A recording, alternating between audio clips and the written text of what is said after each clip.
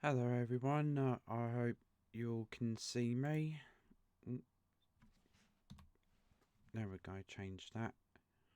Okay.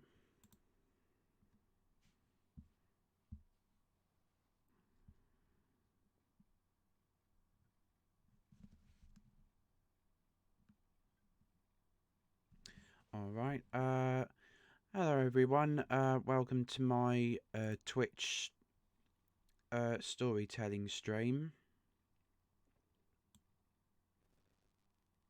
So just that, there we go. Sorry about that, that was my phone.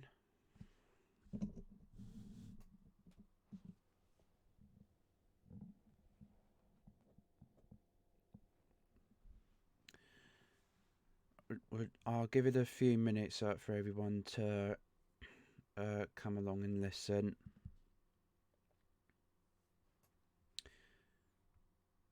Right, I'll just... There we go.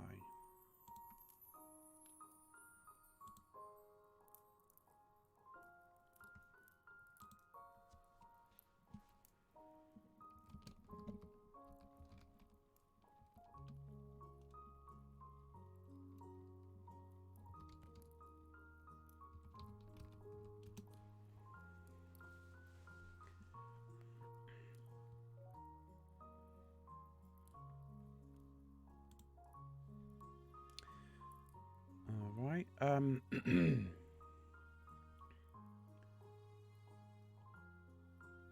thought I'd go on Twitch today because it's been a while since I've last used Twitch, and as well how it is with YouTube with their strict rules and everything.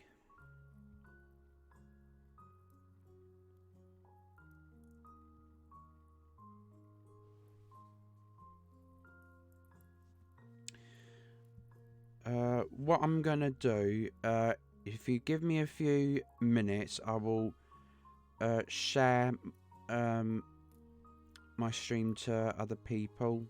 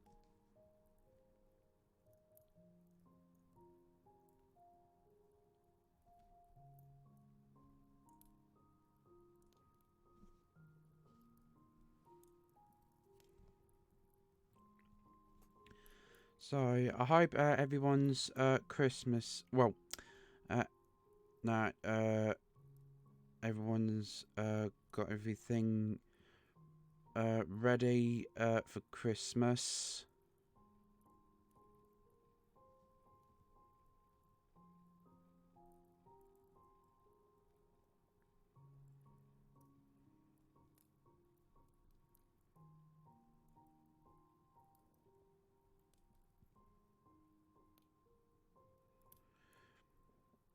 I will come and read the chat once I'm done showing my link to other people.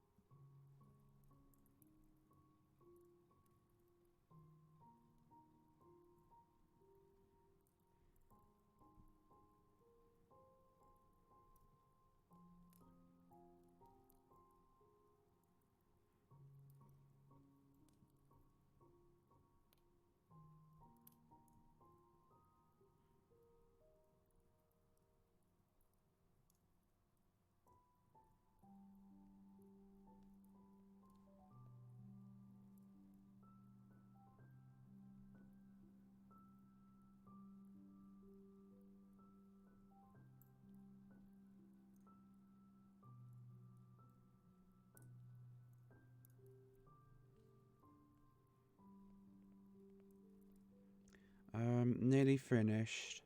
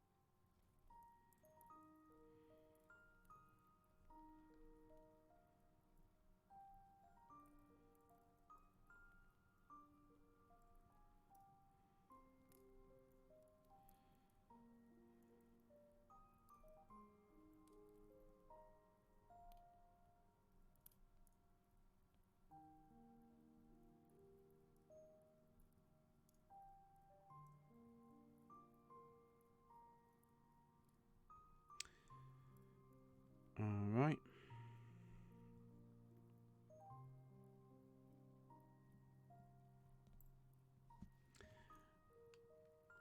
Have I missed anything in the chat?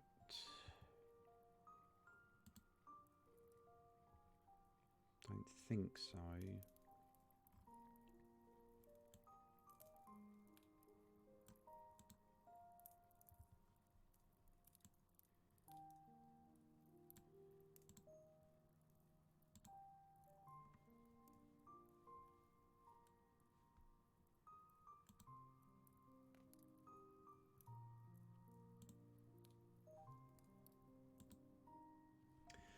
Alright. I think that's it.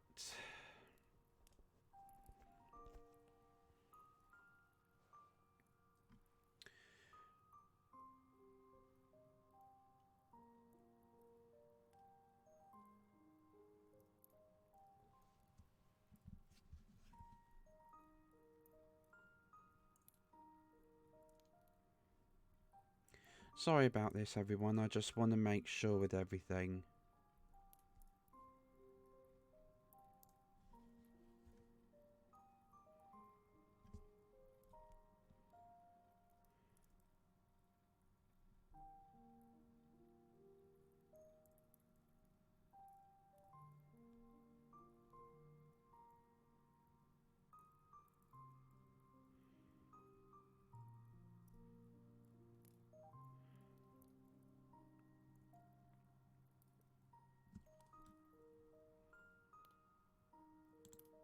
Whoops.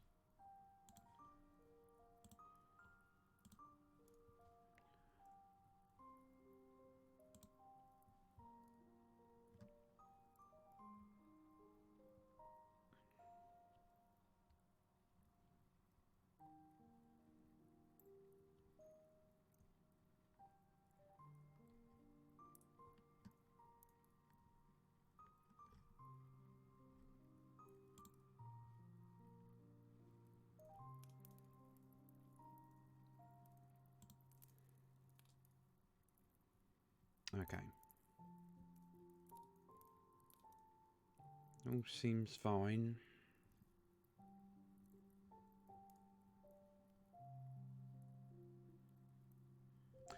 Okay.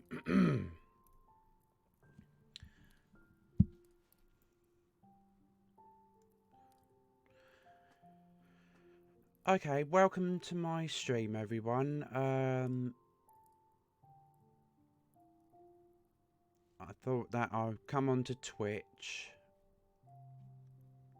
just because it has been a while since I've been on here.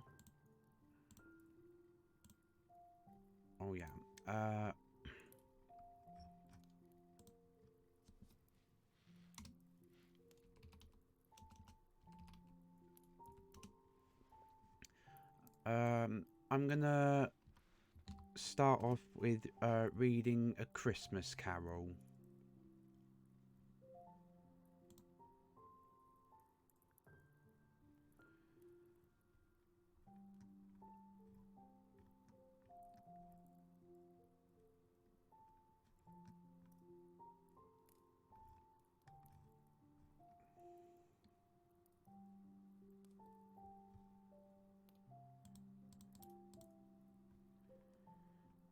Okay.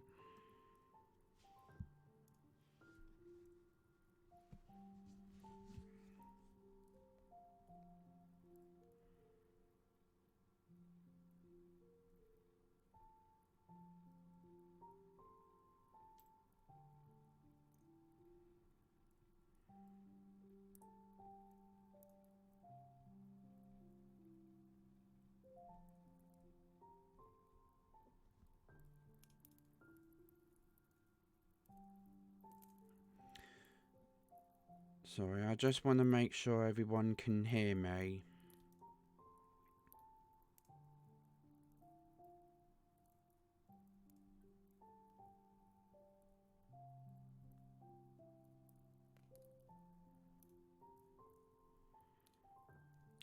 I will see if I can trim the beginning of my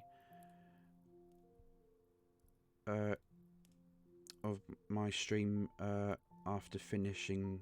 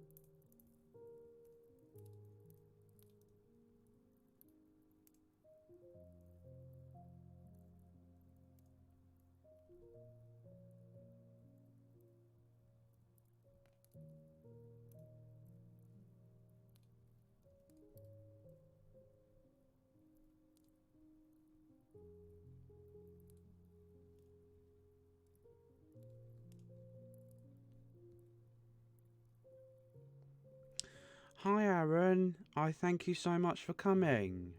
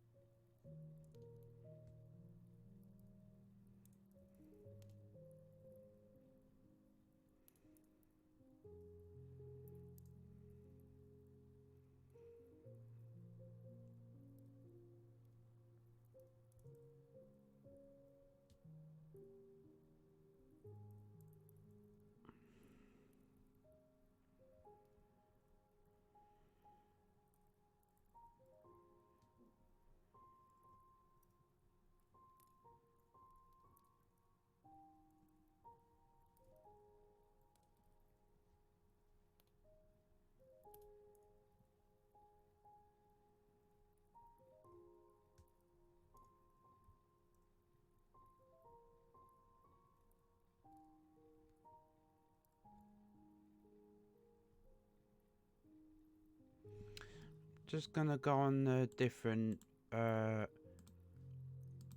video. Oops.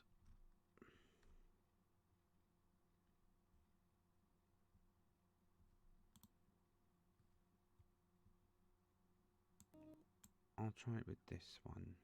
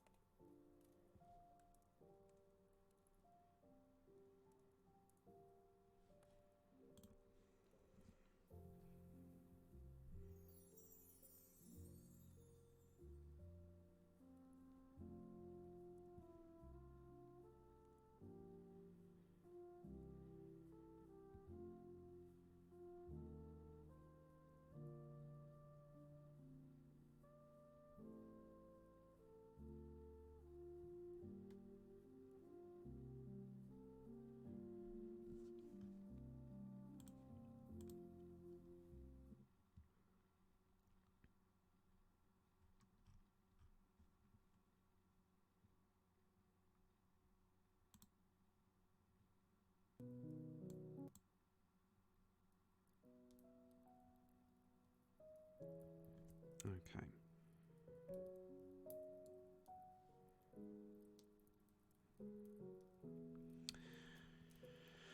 I'm just chilling out. I'm a bit not well, just a bit of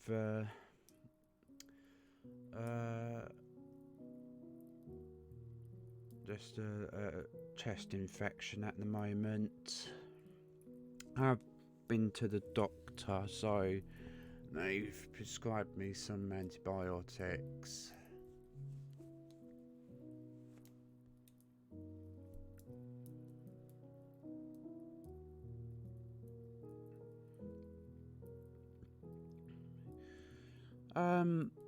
Right, to those of you that haven't done so, please follow my account and share my stream to other people. It would really be much appreciated. Hopefully they can also listen to me reading out stories.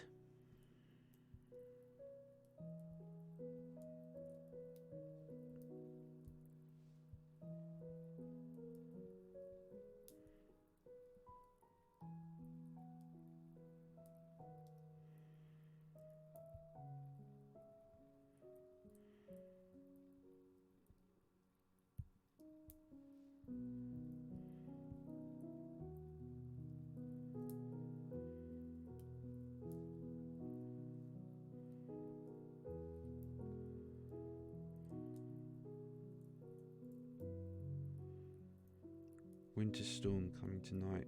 -4 Fahrenheit for a low, -3 Fahrenheit for a high Friday. Oh dear.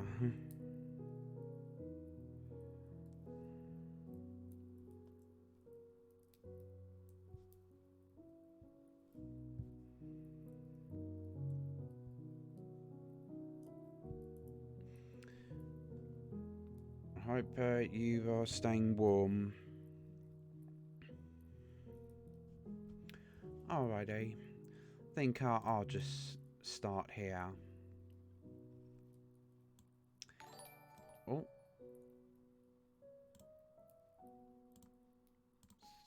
Sorry, just checking, who is that? Ah, hi Nick Knack. Thank you for following. And welcome. So no work tomorrow. Yay.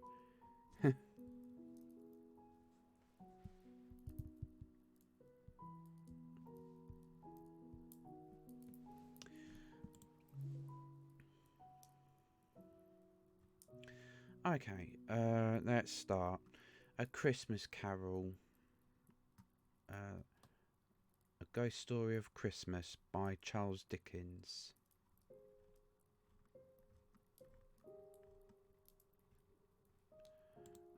Let's see if I can find a different kind of Okay.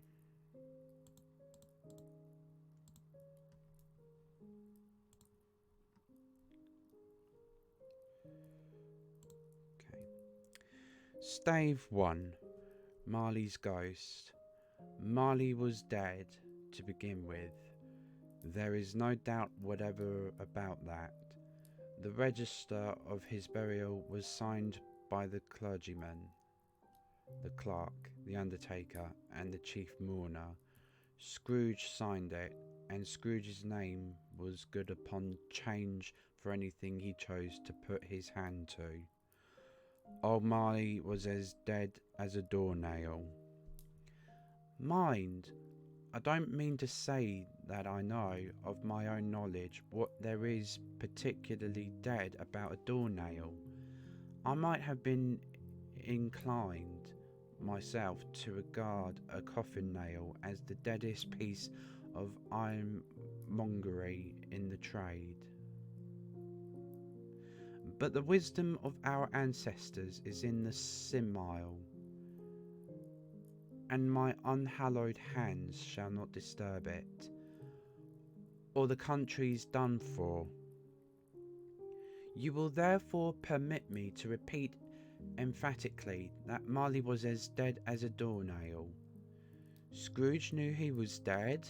Of course he did. How could it be otherwise? Scrooge and he were partners for I don't know how many years. Scrooge was his sole executor, his sole administrator, his sole assign, his sole residuary legatee, his sole friend and sole mourner. And even Scrooge was not so dreadfully cut up by the sad event, but that he has an excellent man of business on the very day of the funeral, and solemnized it with an undoubted bargain. The mention of Marley's funeral brings me back to the point I started from. There is no doubt that Marley was dead. This must be distinctly understood, or nothing wonderful can come of the story I am going to relate. If we were not perfectly convinced that Hamlet's father died before the play began, there would be nothing more remarkable in his taking a stroll that night, in an easterly wind upon his own ramparts, than there would be in any other middle-aged gentleman rashly turning out after dark in a breezy spot. Say St. Paul's churchyard, for instance, literally to astonish his son's weak mind. Scrooge never painted out old Marley's name. There it stood, years afterwards, above the warehouse door, Scrooge and Marley.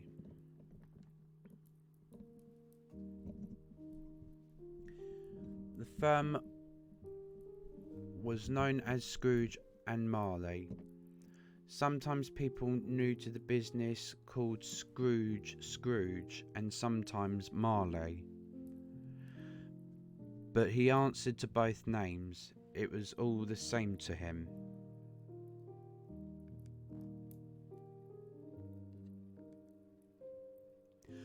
Oh, but he was a tight-fisted hand at the grindstone, Scrooge. A squeezing, wrenching, grasping, scraping, clutching. Oh, sorry, I'm just going to check how that word's pronounced.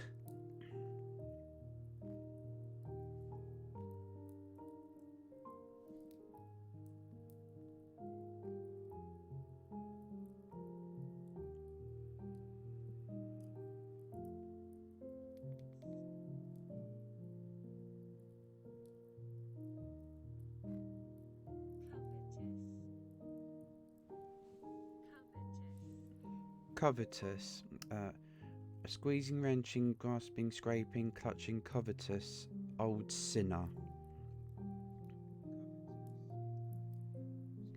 hard and sharp as flint, from which no steel had ever struck out, generous fire, secret and self-contained, and solitary as an oyster.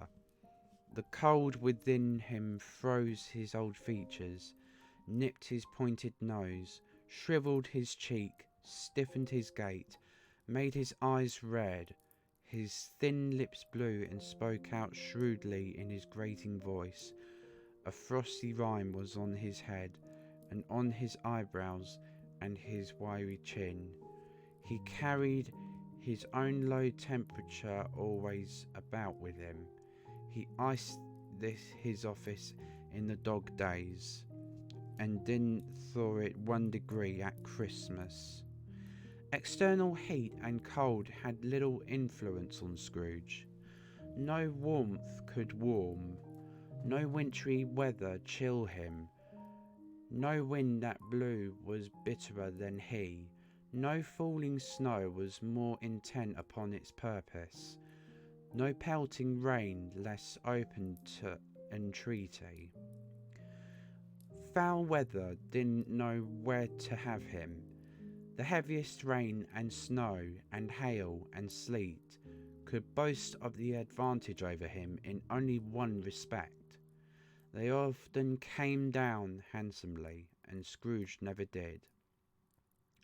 Nobody ever stopped him in the street to say, with gladsome looks, "My dear Scrooge, how are you?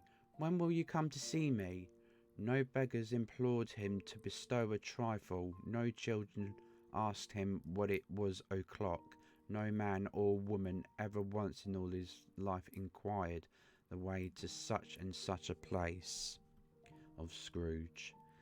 Even the blind men's dogs appeared to know him, and when they saw him coming on, would tug their owners into doorways and up courts, and then would wag their tails as though they said, "No eye at all is better than an evil eye, Dark Master." But what did Scrooge care? It was the very thing he liked. To edge his way along the crowded paths of life, warning all human sympathy to keep its distance, was what the knowing ones called nuts to Scrooge. Once upon a time, of all the good days in the year, on Christmas Eve, old Scrooge sat busy in his counting house. It was cold, bleak, biting weather, foggy withal, and he could hear the people in the court outside go wheezing up and down, beating their hands upon their breasts and stamping their feet upon the pavement stones to warm them. The city clocks had only just gone 3, but it was quite dark already. It had not been light all day, and candles were flaring in the windows of the neighbouring offices, like ruddy smears upon the palpable brown air. The fog came pouring in at every chink and keyhole, and was so dense without that although the court was of the narrowest, the houses opposite were mere phantoms. To see the dingy cloud come drooping down, obscuring everything, one might have thought that nature lived hard by and was brewing on a large scale. The door of Scrooge's counting house was open that he might keep his eye upon his clerk, who in a dismal little cell beyond, a sort of tank, was copying letters. Scrooge had a very small fire, but the clerk's fire was so very much smaller that it looked like one coal. But he couldn't replenish it, for Scrooge kept the coal box in his own room, and so surely as the clerk came in with the shovel, the master predicted that it would be necessary for them to part.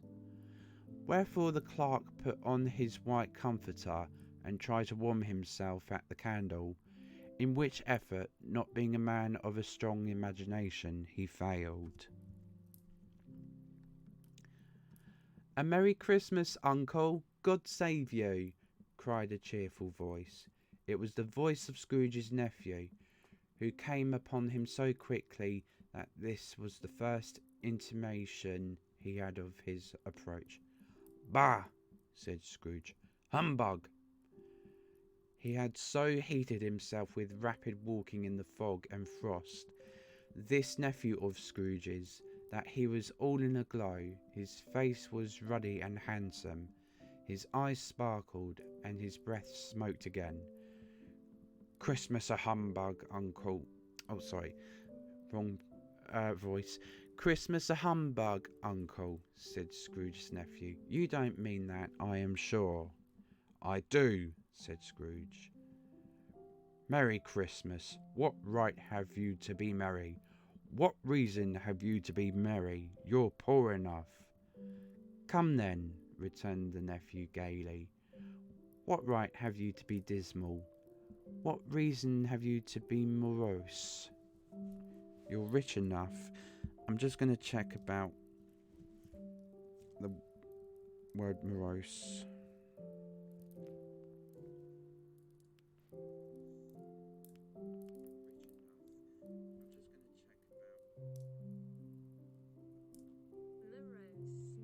Morose. I was saying it correctly then.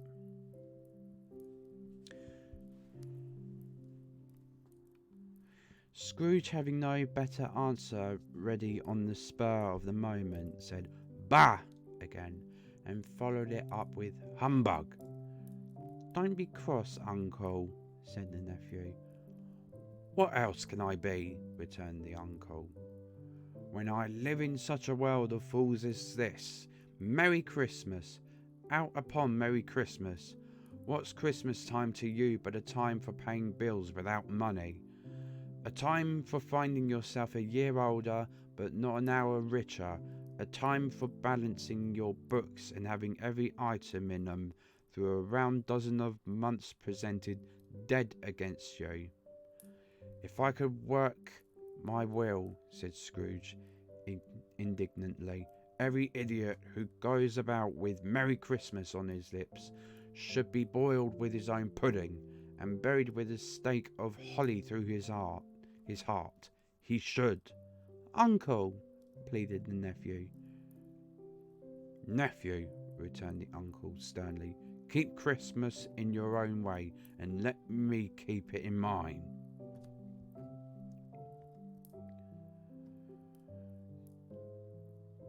"Keep it," repeated Scrooge's nephew, "but you don't keep it." "Let me leave it alone then," said Scrooge. "Much good may it do you. Much good it has ever done you." "There are many things from which I might have derived good, by which I have not profited, I dare say," returned the nephew. "Christmas among the rest, but I am sure I have always thought of Christmas time, when it has come round, apart from the veneration due to its sacred name and origin, if anything belonging to it can be apart from that, as a good time, a kind, forgiving, charitable, pleasant time. The only time I know of in the long calendar of the year when men and women seem by one consent to open their shut up hearts freely, and to think of people below them as if they really were fellow passengers to the grave, and not another race of creatures bound on other journeys. And therefore, uncle, though it has never put a scrap of gold or silver in my pocket, I believe it has done me good, and will do me good, and I say God bless it." The clerk in the tank involuntarily applauded, becoming immediately sensible of the impropriety. He poked the fire and extinguished the last frail spark for ever. "Let me hear another sound from you," said Scrooge, "and you'll keep your Christmas by losing your situation. You're quite a powerful speaker, sir," he added, turning to his nephew. "I wonder you don't go into Parliament." "Don't be angry, uncle. Come, Dine with us tomorrow." Scrooge said that he would see him. Yes, indeed he did. He went the whole length of the expression and said that he would see him in that extremity first. "But why?" cries Scrooge's nephew. "Why?" "Why did you get married?" said Scrooge. "Because I fell in love." "Because you fell in love," growled Scrooge, as if that were the only one thing in the world more ridiculous than a Merry Christmas. "Good afternoon." "Nay, uncle, but you never came to see me before that happened. Why give it as a reason for not coming now?" "Good afternoon," said Scrooge. "I want nothing from you. I ask nothing of you. Why cannot we be friends?" "Good afternoon," said Scrooge. "I'm sorry with all my heart to find you so resolute. We have never had any quarrel to which I have been a party. But I have made the trial in homage to Christmas, and I'll keep my Christmas humour to the last. So a Merry Christmas, uncle." "Good afternoon," said Scrooge. "And a Happy New Year." "Good afternoon," said Scrooge. His nephew left the room without an angry word. Notwithstanding, he stopped at the outer door to bestow the greetings of the season on the clerk, who, cold as he was warmer than Scrooge, for he returned them cordially. There's another fellow," muttered Scrooge, who overheard him. "My clerk, with 15 shillings a week, and a wife and family, talking about a Merry Christmas. I'll retire to Bedlam." This lunatic, in letting Scrooge's nephew out, had let 2 other people in. They were portly gentlemen, pleasant to behold, and now stood, with their hats off, in Scrooge's office. They had books and papers in their hands, and bowed to him. "Scrooge and Marley's, I believe," said one of the gentlemen, referring to his list. "Have I the pleasure of addressing Mr. Scrooge or Mr. Marley?" "Mr. Marley has been dead these 7 years," Scrooge replied. "He died 7 years ago, this very night." "We have no doubt his liberality is well represented by his surviving partner," said the gentleman, presenting his credentials.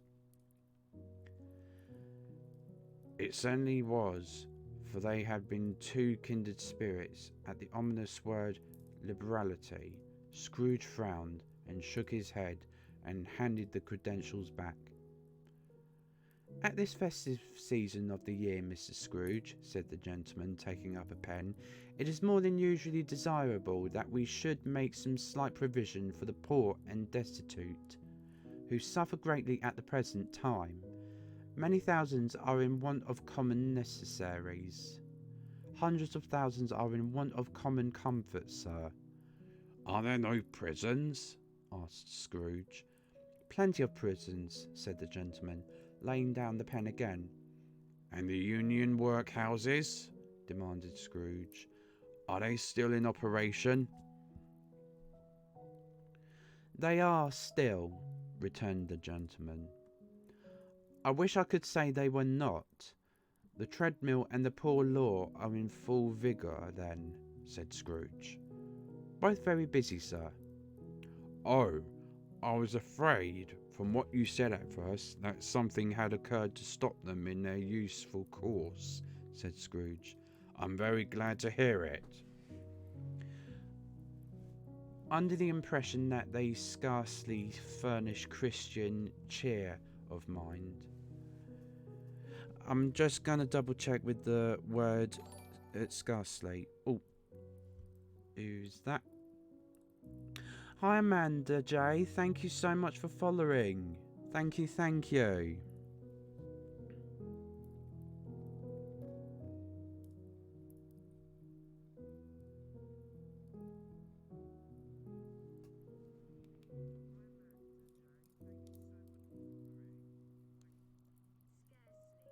Scarcely, okay. no problem.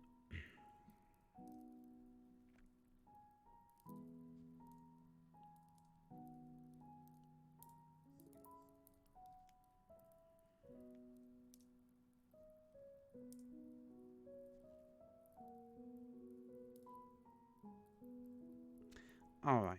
Good day to all, welcome. Thank you, Amanda. Thank you so much for coming.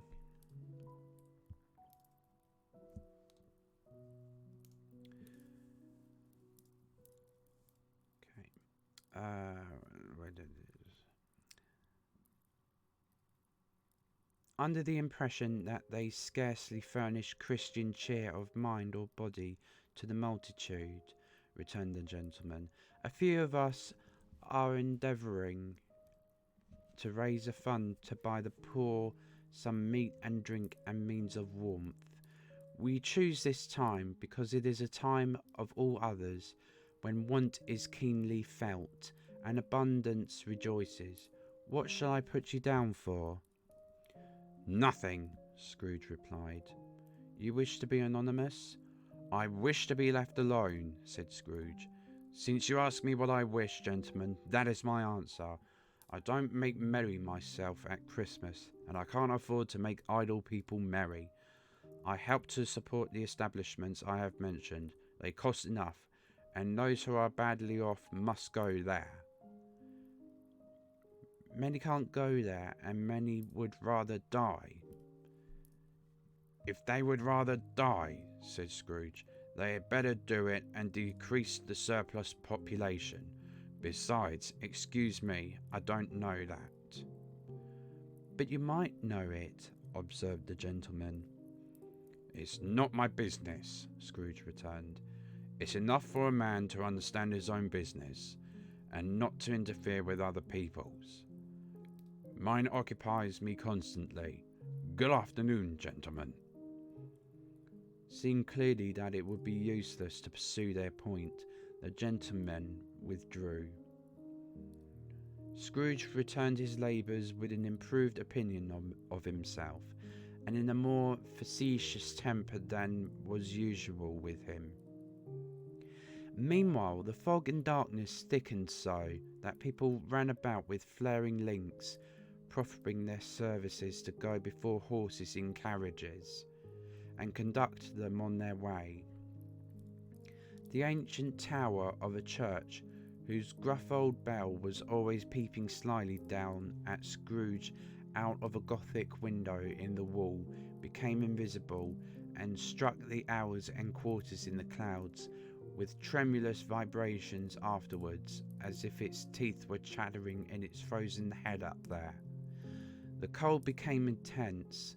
In the main street at the corner of the court, some labourers were repairing the gas pipes, and had lighted a great fire in a brazier, round which a party of ragged men and boys were gathered, warming their hands and winking their eyes before the blaze in rapture. The water plug being left in solitude, its overflowing sullenly congealed and turned into misanthropic ice. The brightness of the shops were holly sprigs, and berries crackled in the lamp heat of the windows, made pale faces ruddy as they passed.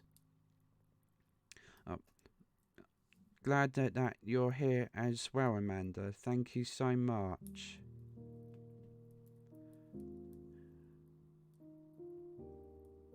Porterers and grocers' trades became a splendid joke, a glorious pageant, with which it was next to impossible to believe that such dull principles as bargain and sale had anything to do. The Lord Mayor, in the stronghold of the mighty mansion house, gave orders to his 50 cooks and butlers to keep Christmas as a Lord Mayor's household should, and even the little tailor, whom he had fined 5 shillings on the previous Monday for being drunk and bloodthirsty in the streets, stirred up tomorrow's pudding in his garret, while his lean wife and the babies sallied out to buy the beef. Oh, just a moment. Sorry, for some reason I was in my PNG, my gaming PNG.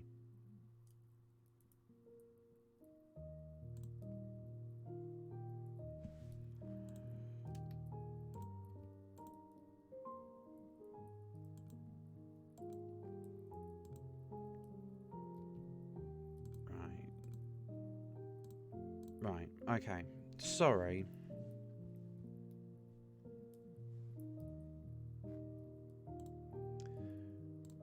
Okay, let's get to where I was. Foggier yet and colder. Piercing, searching, biting cold. If the good St. Dunstan had but nipped the evil spirit's nose with a touch of such weather as that, instead of using his familiar weapons, then indeed he would have roared to lusty purpose.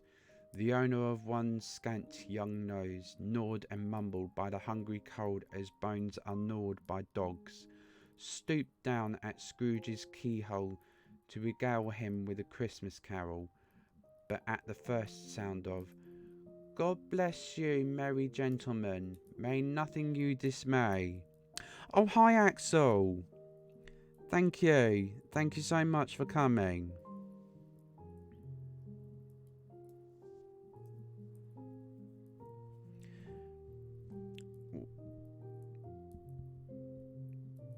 Just a moment.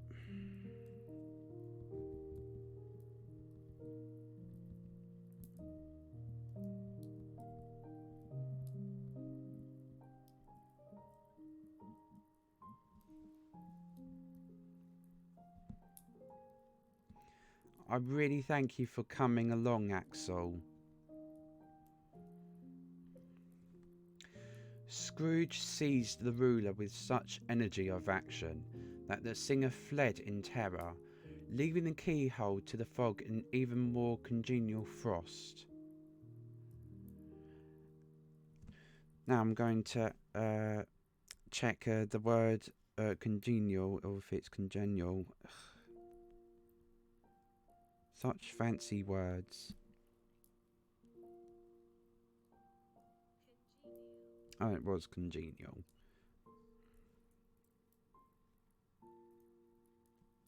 Okay. Just in a moment, I'm going to go on a different video.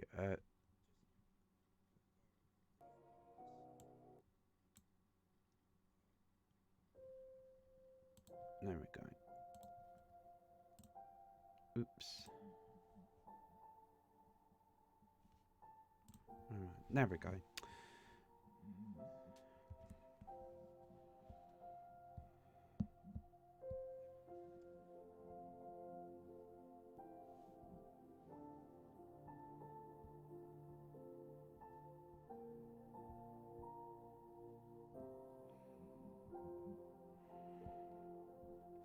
Okay, let's continue.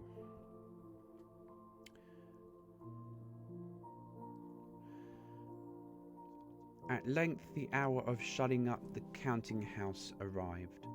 With an ill-will Scrooge dismounted from his stool, and tacitly admitted the fact to the expectant clerk in the tank, who instantly snuffed his candle out and put on his hat. "You'll want all day tomorrow, I suppose," said Scrooge. "If quite convenient, sir." "It's not convenient," said Scrooge, "and it's not fair. If I was to stop half a crown for it, you think yourself ill-used, I'll be bound." The clerk smiled faintly. "And yet," said Scrooge, "you don't think me ill-used when I pay a day's wages for no work." The clerk observed that it was only once a year. "A poor excuse for picking a man's pocket every 25th of December," said Scrooge, buttoning his great coat to the chin. "But I suppose you must have the whole day. Be here all the earlier next morning." The clerk promised that he would, and Scrooge walked out with a growl, The office was closed in a twinkling, and the clerk, with the long ends of his white comforter dangling below his waist, for he boasted no great coat, went down a slide on Cornhill at the end of a lane of boys 20 times in honour of its being Christmas Eve, and then ran home to Camden Town as hard as he could pelt to play at Blindman's Bluff. Scrooge took his I cannot remember how that word's pronounced. I do that every time. Just a moment.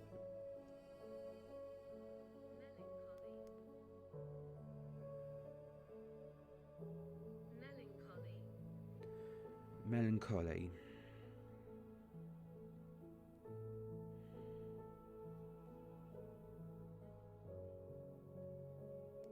Melancholy. Thank you.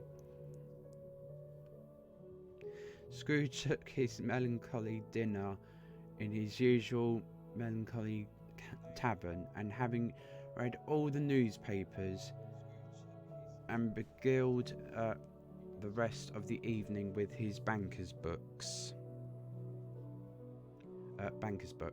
went home to bed. He lived in chambers which had once belonged to his deceased partner. They were a gloomy suite of rooms in a lowering pile of building up a yard where it had so little business to be that one could scarcely help fancying it must have run there when it was a young house, playing at hide and seek with other houses, and forgotten the way out again. It was old enough now, and dreary enough, for nobody lived in it but Scrooge, the other rooms being all let out as offices. The yard was so dark that even Scrooge, who knew its every stone, was fain to grope with his hands. The fog and frost so hung about the black old gateway of the house that it seemed as if the genius of the weather sat in mournful meditation on the threshold.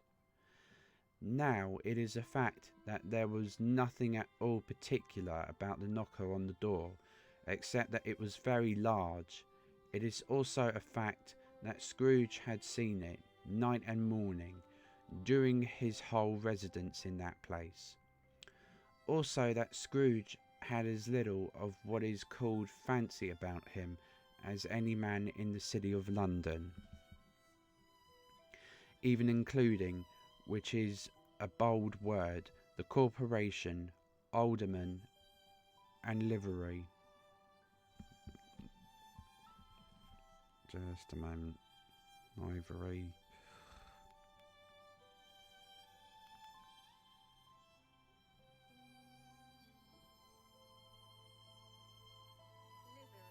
Livery, yeah. Okay. And livery.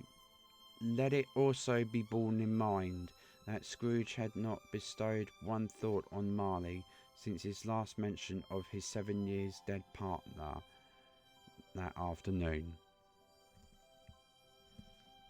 And then let any man to explain to me, if he can, how it happened that Scrooge, having his key in the lock of the door, saw in the knocker, without its undergoing any intermediate process of change, not a knocker but Marley's face. I'm just sorry, I'm trying to find the right kind of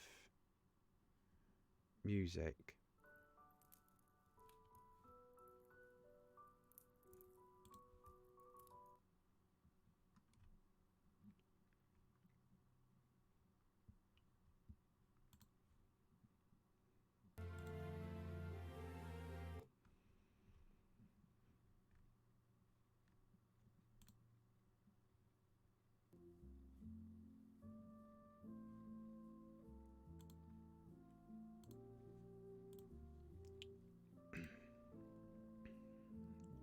Okay, sorry about that.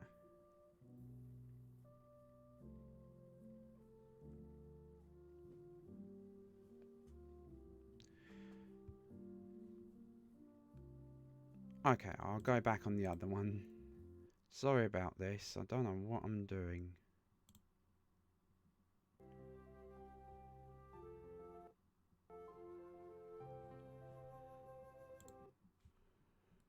I'll go around here. Marley's face. It was not in impenetrable shadow as the other objects in the yard were, but had a dismal light about it, like a bad lobster in a dark cellar. Thank you, Axel, I appreciate that. It was not angry or ferocious, but looked at Scrooge as Marley used to look, with ghostly spectacles turned up on its ghostly forehead. The hair was curiously stirred, as if by breath or hot air, and though the eyes were wide open, they were perfectly motionless. That and its livid colour made it horrible, but its horror seemed to be in spite of the face and beyond its control, rather than a part or its own expression.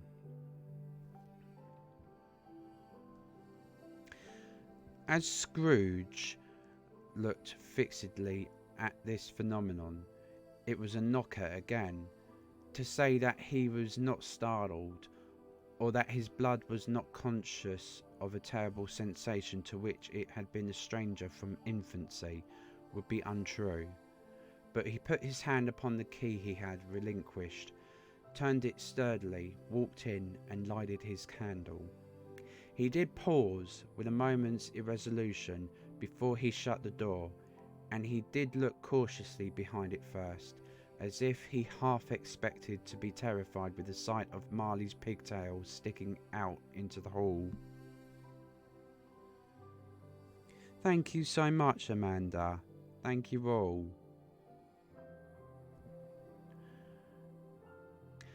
But there was nothing on the back of the door, except the screws and nuts that held the knocker on, so he said, "Pooh, pooh," and closed it with a bang. The sound resounded through the house like thunder. Every room above and every cask in the wine merchant's cellar below appeared to have a separate peal of echoes of its own. Scrooge was not a man to be frightened by echoes. He fastened the door and walked across the hall and up the stairs, slowly too, trimming his candle as he went.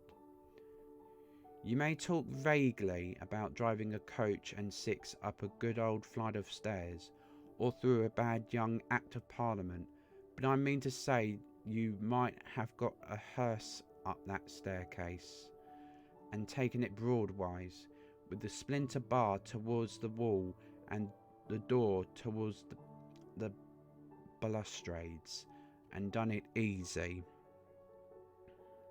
Oh, go away.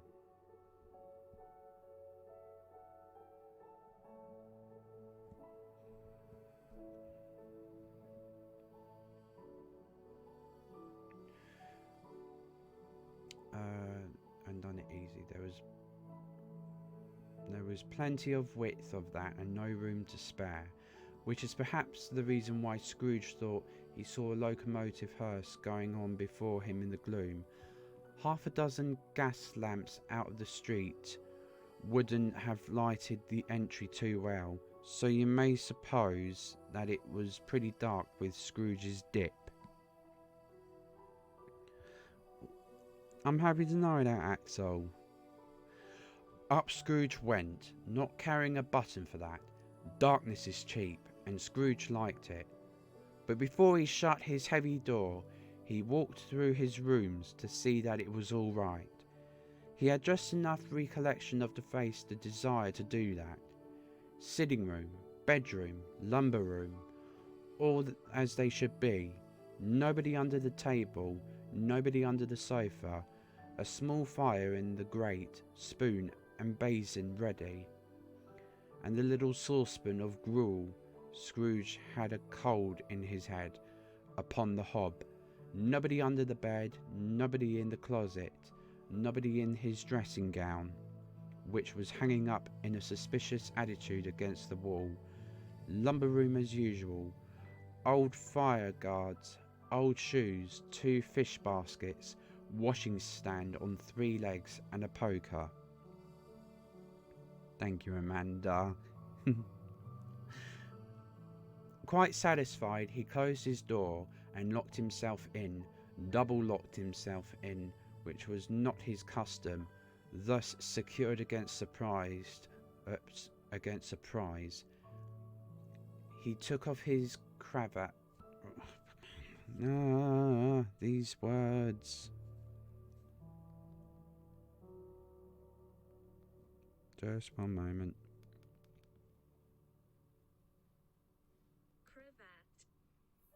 Cravat.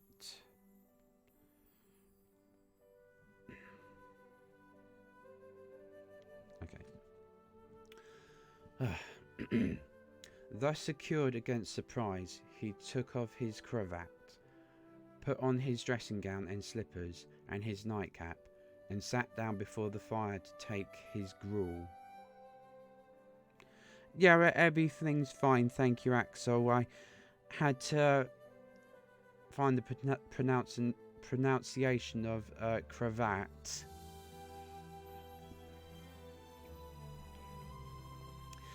It was a very low fire indeed, nothing on such a bitter night.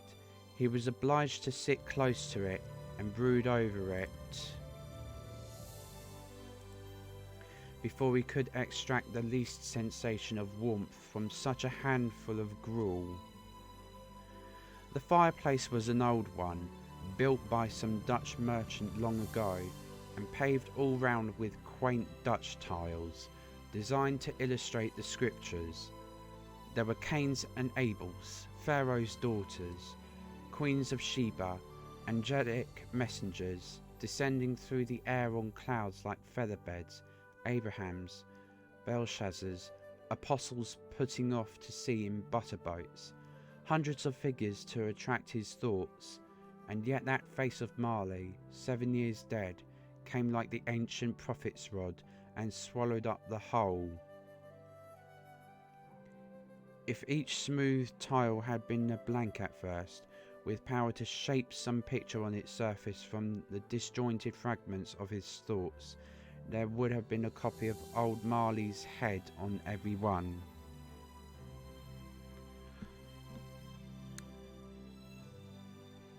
Oh, okay. I hope all good on your end. Alright, I'm happy to know that. Humbug, said Scrooge, and walked across the room. After several turns, he sat down again. As he threw his head back in the chair, his glance happened to rest upon a bell, a disused bell, that hung in the room and communicated for some purpose now forgotten with a chamber in the highest story of the building. It was with great astonishment and with a strange, inexplicable dread that as he saw this bell begin to swing. It swung so softly in the outset that it scarcely made a sound. Oh. Thank you for following me, Axel. Thank you.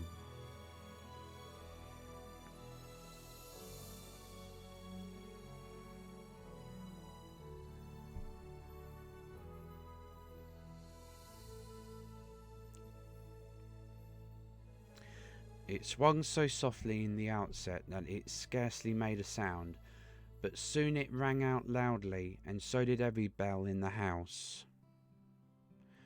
This might have lasted half a minute, or a minute, but it seemed an hour. The bells ceased as they had begun, together. They were succeeded by a clanking noise, deep down below, as if some person were dragging a heavy chain over the casks in the wine merchant's cellar. Scrooge then remembered to have heard that ghosts in haunted houses were described as dragging chains. The cellar door flew open with a booming sound, and then he heard the noise much louder on the floors below, then coming up the stairs, then coming straight towards the door. "It's humbug still," said Scrooge. I won't believe it. His colour changed though when, without a pause, it came on through the heavy door and passed into the room before his eyes. Upon its coming in, the dying flame leaped up, as though it cried, "I know him, Marley's ghost," and fell again. The same face, the very same, Marley in his pigtail, usual waistcoat, tights and boots, the tassels on the latter bristling like his pigtail and his coat skirts, and the hair upon his head. The chain he drew was clasped about his middle. It was long and wound about him like a tail, and it was made, for Scrooge observed it closely, of cash boxes, keys, padlocks, ledgers, deeds, and heavy purses wrought in steel. His body was transparent, so that Scrooge, observing him and looking through his waistcoat, could see the 2 buttons on his coat behind. Scrooge had often heard it said that Marley had no bowels, but he had never believed it until now. No, nor did he believe it even now, though he looked the phantom through and through, and saw it standing before him, though he felt the chilling influence of its death-cold eyes, and marked the very texture of the folded kerchief bound about its head and chin, which wrapper he had not observed before. He was still incredulous and fought against his senses. "How now?" said Scrooge, caustic and cold as ever. "What do you want with me?" "Much!" Marley's voice, no doubt about it. "Who are you?" "Ask me who I was." "Who were you then?" said Scrooge, raising his voice. "You're particular for a shade." He was going to say to a shade, but substituted this as more appropriate. "In life, I was your partner, Jacob Marley." Can you sit down?" asked Scrooge, looking doubtfully at him. "I can." "Do it then." Scrooge asked the question because he didn't know whether a ghost so transparent might find himself in a good condition to take a chair, and felt that in the event of its being possible, it might involve the necessity of an embarrassing explanation. But the ghost sat down on the opposite side of the fireplace, as if he were quite used to it. "You don't believe in me," observed the ghost. "I don't," said Scrooge. "What evidence would you have of my reality beyond that of your senses?" "I don't know," said Scrooge. "Why do you doubt your senses?"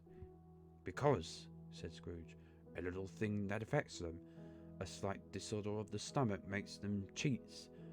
You may be an undigested bit of a beef, a blot of mustard, a crumb of cheese, a fragment of an underdone potato. There's more of gravy than of grave about you, whatever you are." Scrooge was not much in the habit of cracking jokes, nor did he feel in his heart by any means waggish then. The truth is that he tried to be smart as a means of distracting his own attention and keeping down his terror, for the spectre's voice disturbed the very marrow in his bones. To sit staring at those fixed glazed eyes in silence for a moment would play, Scrooge felt, the very deuce with him. There was something very awful too in the spectre's being provided with an infernal atmosphere of its own. Scrooge could not feel it himself, but this was clearly the case, for though the ghost sat perfectly motionless, its hair and skirts and tassels were still agitated as by the hot vapour from an oven. "You see this toothpick?" said Scrooge, returning quickly to the charge for the reason just assigned, and wishing, though it were only for a second, to divert the vision's stony gaze from himself. "I do," replied the ghost. "You are not looking at it," said Scrooge. But I see it, said the ghost, notwithstanding. Well, returned Scrooge, I have but to swallow this, and be for the rest of my days persecuted by a legion of goblins, or of my own creation. Humbug, I tell you, humbug! At this the spirit raised a frightful cry, and shook its chain with such a dismal and appalling noise that Scrooge held on tight to his chair to save himself from falling in a swoon. But how much greater was his horror when the phantom, taking off the bandage round its head, as if it were too warm to wear indoors, its lower jaw dropped down upon its breast. Scrooge fell upon his knees and clasped his hands before his face. "Mercy," he said. "Dreadful apparition, why do you trouble me?" "Man of the worldly mind," replied the ghost, "do you believe in me or not?" "I do," said Scrooge. "I must. But why do spirits walk the earth, and why do they come to me?" "It is required of every man," the ghost returned, "that the spirit within him should walk abroad among his fellow men, and travel far and wide. And if that spirit goes not forth in life, it is condemned to do so after death. It is doomed to wander through the world. Oh, woe is me, and witness what it cannot share, but might have shared on earth, and turned to happiness." Again the spectre raised a cry, and shook its chain, and wrung its shadowy hands. "You are fettered," said Scrooge, trembling. "Tell me why." "I wear the chain I forged in life," replied the ghost. "I made it link by link, and yard by yard. I girded it on of my own free will, and of my own free will I wore it. Is its pattern strange to you?" Scrooge trembled more and more. "Or would you know," pursued the ghost, "the weight and length of the strong coil you bear yourself? It was full as heavy and as long as this. 7 Christmas Eves ago. You have laboured on it since. It is a ponderous chain." Scrooge glanced about him on the floor in the expectation of finding himself surrounded by some 50 or 60 fathoms of iron cable, but he could see nothing. "Jacob," he said imploringly, "old Jacob Marley, tell me more. Speak comfort to me, Jacob." "I have none to give," the ghost replied. "It comes from other regions, Ebenezer Scrooge, and is conveyed by other ministers to other kinds of men, nor can I tell you what I would. A very little more is all permitted to me. I cannot rest, I cannot stay, I cannot linger anywhere. My spirit never walked beyond our counting house. Mark me, in life my spirit never roved beyond the narrow limits of our money-changing hole, and weary journeys lie before me." It was a habit with Scrooge, whenever he came thoughtful, to put his hands in his breeches pockets. Pondering on what the ghost had said, he did so now, but without lifting up his eyes or getting off his knees. "You must have been very slow about it, Jacob," Scrooge observed, in a businesslike manner, though with humility and deference. "Slow," the ghost repeated. 7 years dead," mused Scrooge, "and travelling all the time." "The whole time," said the ghost. "No rest, no peace, incessant torture of remorse." "You travel fast?" said Scrooge. "On the wings of the wind," replied the ghost. "You might have got over a great quantity of ground in 7 years," said Scrooge. The ghost, on hearing this, set up another cry, and clanked its chain so hideously in the dead silence of the night that the ward would have been justified in indicting it for a nuisance. "Oh, captain, bound and double ironed," cried the phantom, "not to know that ages of incessant labour by immortal creatures For this earth must pass into eternity before the good of which it is susceptible is all developed. Not to know that any Christian spirit working kindly in its little sphere, whatever it may be, will find its mortal life too short for its mass means of usefulness. Not to know that no space of regret can make amends of one life's opportunity misused. Yet such was I. Oh, such was I. But you were always a good man of business, Jacob, faltered Scrooge, who now began to apply this to himself. Business! Cried the ghost, wringing its hand again. Mankind was my business. The common welfare was my business. Charity, mercy, forbearance, and benevolence were all my business. The dealings of my trade were but a drop of water in the comprehensive ocean of my business. It held up its chain at arm's length, as if that were the cause of all its unavailing grief, and flung it heavily upon the ground again. At this time of the rolling year, the spectre said, I suffer most. Why did I walk through crowds of fellow beings with my eyes turned down, and never raise them to that blessed star which led the wise men to a poor abode? Were there no poor homes to which its light would have conducted me? Scrooge was very much dismayed to hear the spectre going on at this rate, and began to quake exceedingly. Hear me, cried the ghost. My time is nearly gone. I will, said Scrooge, but don't be hard upon me. Don't be flowery, Jacob, pray. How it is that I appear before you in a shape that you can see, I may not tell. I have sat invisible beside you many and many a day. It was not an agreeable idea. Scrooge shivered and wiped the perspiration from his brow. That is no light part of my penance, pursued the ghost. I am here tonight to warn you that you have yet a chance of and hope of escaping my fate, a chance and hope of my procuring Ebenezer. You were always a good friend to me, said Scrooge. Thank ye.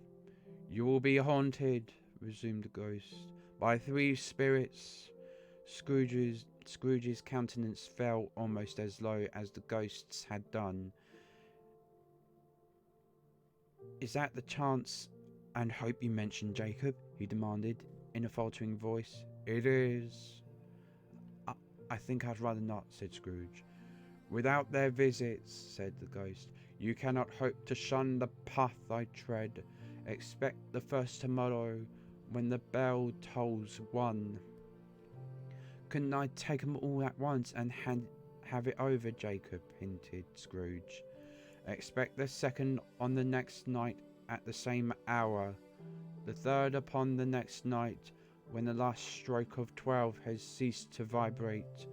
Look to see me no more, and look that for your own sake you remember what has passed between us.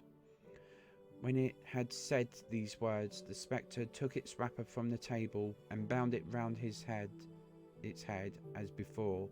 Scrooge knew this by the smart sound its teeth made when the jaws were brought together by the bandage. He ventured to raise his eyes again and found his supernatural visitor confronting him in an erect attitude, with its chain wound over and about its arm. The apparition walked backward from him, and at every step it took the window raised itself a little, so that when the spectre reached it, it was wide open.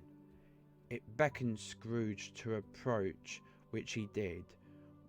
When they were within 2 paces of each other, Marley's ghost held up its hand, warning him to come no nearer. Scrooge stopped. Not so much in obedience as in surprise and fear, for on the raising of the hand he became sensible of confused noises in the air, incoherent sounds of lamentation and regret, wailings inexpressibly sorrowful and self-accusatory. The spectre, after listening for a moment, joined in the mournful dirge and floated out upon the bleak dark night. Scrooge followed to the window, desperate in his curiosity. He looked out. The air was filled with phantoms, wandering hither and thither in restless haste, and moaning as they went. Every one of them wore chains like Marley's ghost. Some few, they might be guilty governments, were linked together. None were free. Many had been personally known to Scrooge in their lives. He had been quite familiar with one old ghost in a white waistcoat with a monstrous iron safe attached to its ankle, who cried piteously at being unable to assist a wretched woman with an infant whom it saw below upon a doorstep. The misery with them all was clearly that they sought to interfere for good in human matters and had lost the power forever.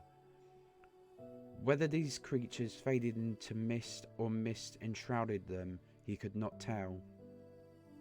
But they and their spirit voices faded together, and the night became as it had been when he walked home. Scrooge closed the window and examined the door by which the ghost had entered. It was double locked, as he had locked it with his own hands, and the bolts were undisturbed. He tried to say humbug, but stopped at the first syllable, and being from the emotion he had undergone, or the fatigues of the day, or his glimpse of the invisible world, or the dull conversation of the ghost, or the lateness of the hour, much in need of repose, went straight to bed without undressing, and fell upon the instant. Okay, I'll be right back. I'm just going to have a sip of water.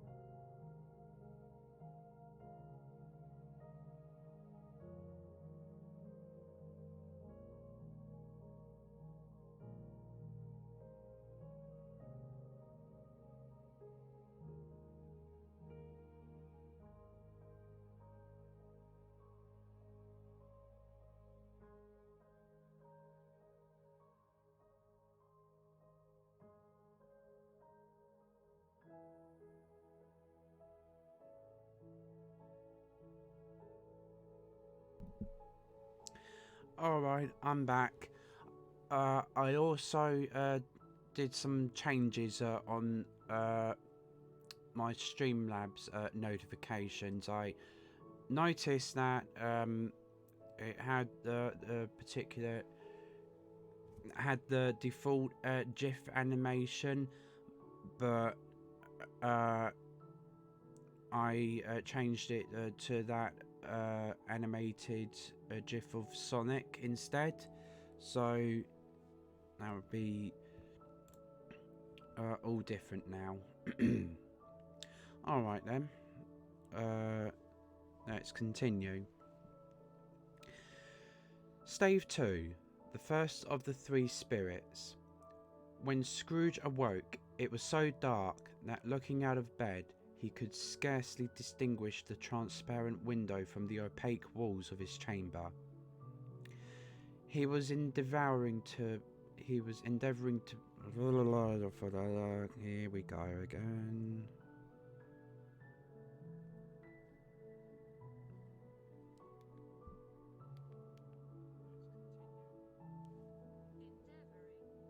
Endeavouring.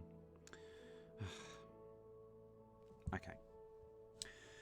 He was endeavouring to pierce the darkness with his ferret eyes when the chimes of a neighbouring church struck the 4 quarters, so he listened for the hour. To his great astonishment, the heavy bell went on from 6 to 7, and from 7 to 8, and regularly up to 12, then stopped. 12. It was past 2 when he went to bed. The clock was wrong. An icicle must have got into the works. 12. He touched the spring of his repeater to correct this most preposterous clock. Its rapid little pulse beat 12 and stopped. "Why, it isn't possible," said Scrooge, "that I can have slept through a whole day and far into another night. It isn't possible that anything has happened to the sun, and this is 12 at noon." The idea being an alarming one, he scrambled out of bed and groped his way to the window. He was obliged to rub the frost off with the sleeve of his dressing gown before he could see anything, and could see very little then. All he could make out was that it was still very foggy and extremely cold, and that there was no noise of people running to and fro, and making a great stir, as there unquestionably would have been if night had beaten off bright day and taken possession of the world. This was a great relief, because 3 days after sight of this first of exchange paid to Mr. Ebenezer Scrooge, or his order, and so forth, would have become a mere United States security if there were no days to count by. Scrooge went to bed again, and thought it over and over and over, and could make nothing of it.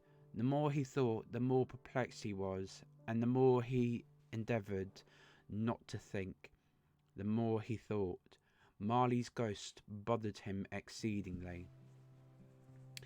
Every time he resolved within himself, after mature inquiry, that it was all a dream, his mind flew back again, like a strong spring release, to its first position, and presented the same problem to be worked all through. Was it a dream or not? Scrooge lay in this state until the chimes had gone 3 quarters more, when he remembered on the sudden that the ghost had warned him of a visitation when the bell tolled 1. He resolved to lie awake until the hour was past, and considering that he could no more go to sleep than go to heaven, this was perhaps the wisest resolution in his power. The quarter was so long that he was more than once convinced he must have sunk into a doze unconsciously, and missed the clock. At length it broke upon his listening ear. Ding dong. 1/4 past, said Scrooge, counting. Ding dong. 1/2 past, said Scrooge. Ding dong. 1/4 to it, said Scrooge. Ding dong. The hour itself, said Scrooge triumphantly, and nothing else. He spoke before the hour bell sounded, which it now did with a deep, dull, hollow, melancholy one. Melancholy one. Light flashed up in the room upon the instant, and the curtains of his bed were drawn. The curtains of his bed were drawn aside, I tell you, by a hand. Not the curtains at his feet, nor the curtains at his back, but those to which his face was addressed. The curtains of his bed were drawn aside, and Scrooge, starting up into a half-recumbent attitude, found himself face to face with the unearthly visitor who drew them as close to it as I am now to you, and I am standing in the spirit at your elbow.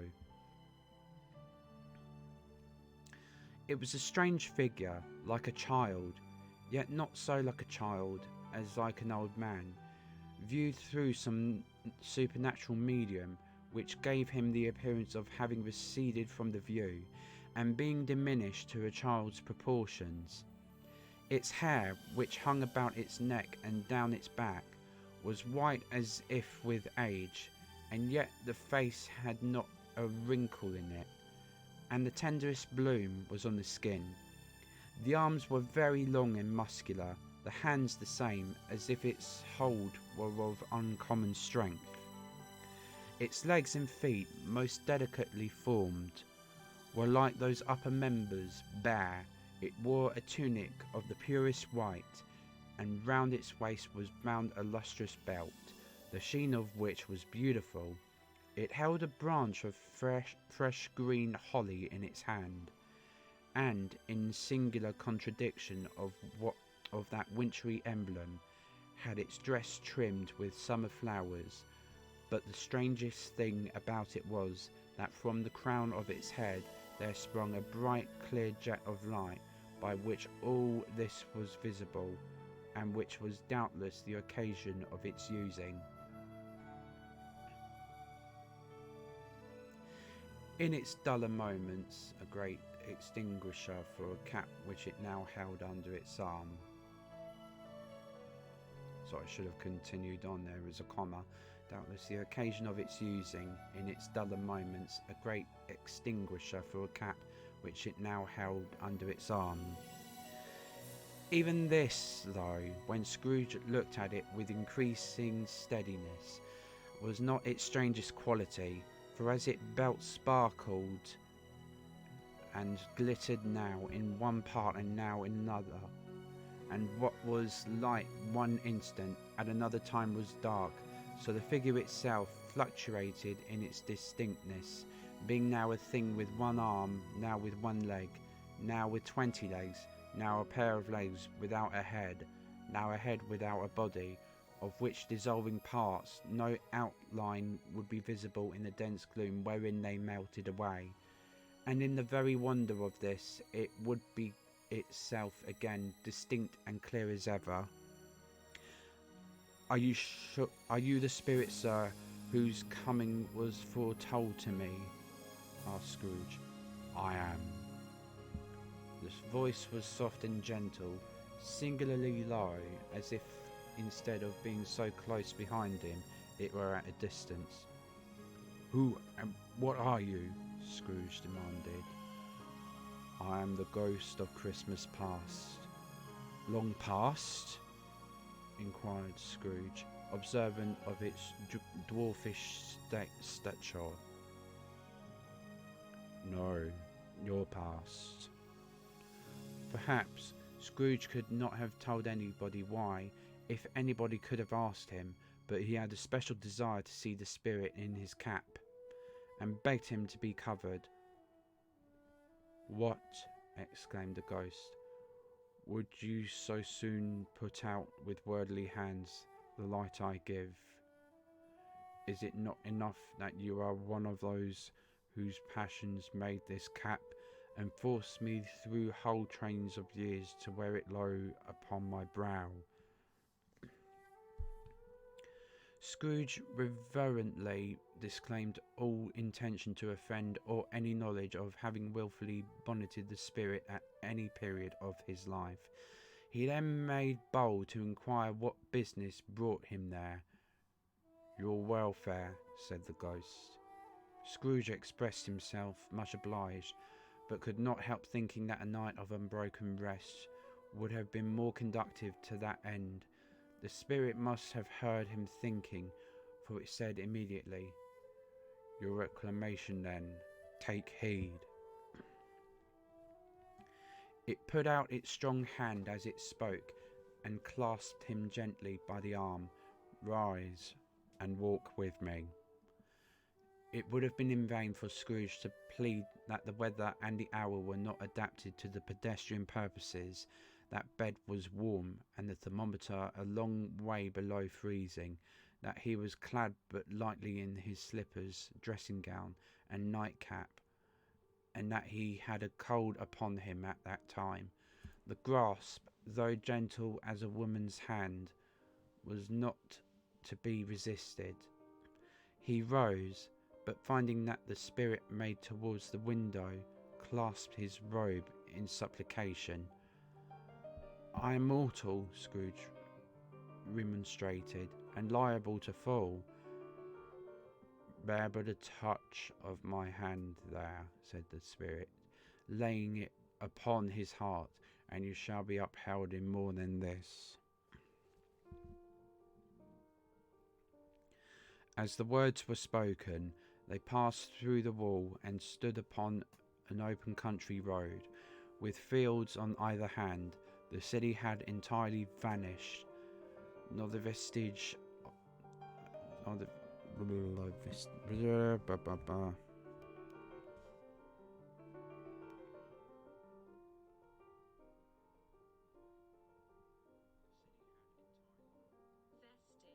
vestige.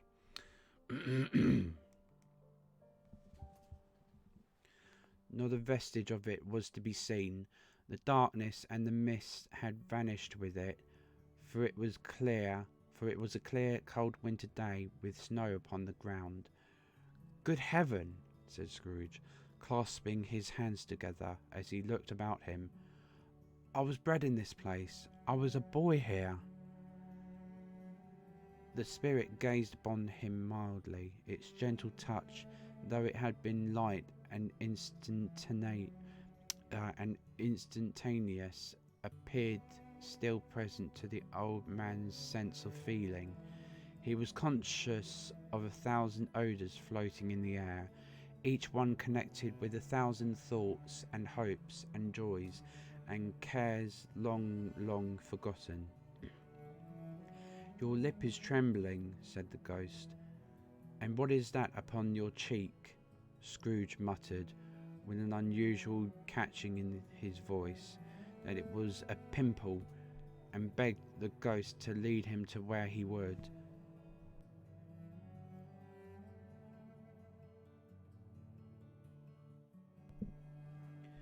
"You recollect the way?" inquired the spirit.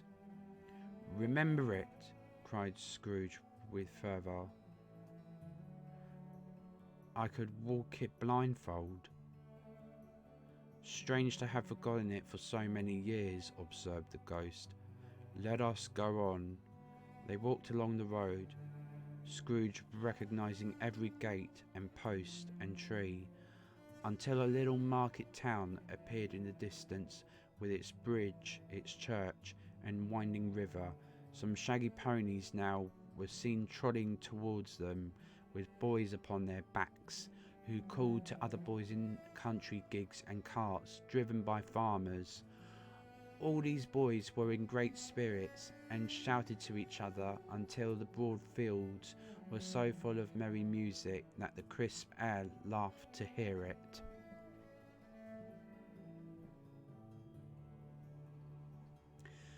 "These are but shadows of the things that have been," said the ghost. "They have no consciousness of us." The jocund travellers came on, and they came. Scrooge knew and named them everyone. Why was he rejoiced beyond all bounds to see them? Why did his cold eye glisten and his heart leap up as they went past? Why was he filled with gladness when he heard them give each other Merry Christmas?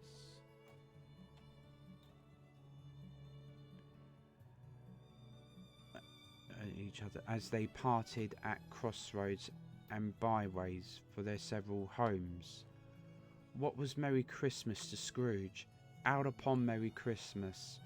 What good had it ever done to him? The school is not quite deserted, said the ghost. A solitary child, neglected by his friends, is left there still. Scrooge said he knew it, and he sobbed. They left the high road by a well-remembered lane, and soon approached a mansion of dull red brick with a little weathercock-surmounted cupola. I think that's how it's pronounced. Ugh.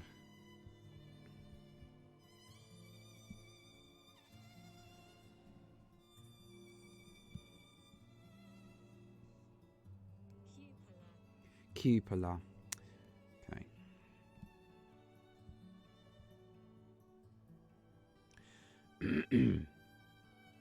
Surmounted cupola on the roof, and a bell hanging in it. It was a large house, but one of broken fortunes, for the spacious offices were little used. Their walls were damp and mossy, their windows broken, and their gates decayed. Fowls clucked and strutted in the stables, and the coach houses and sheds were overrun with grass.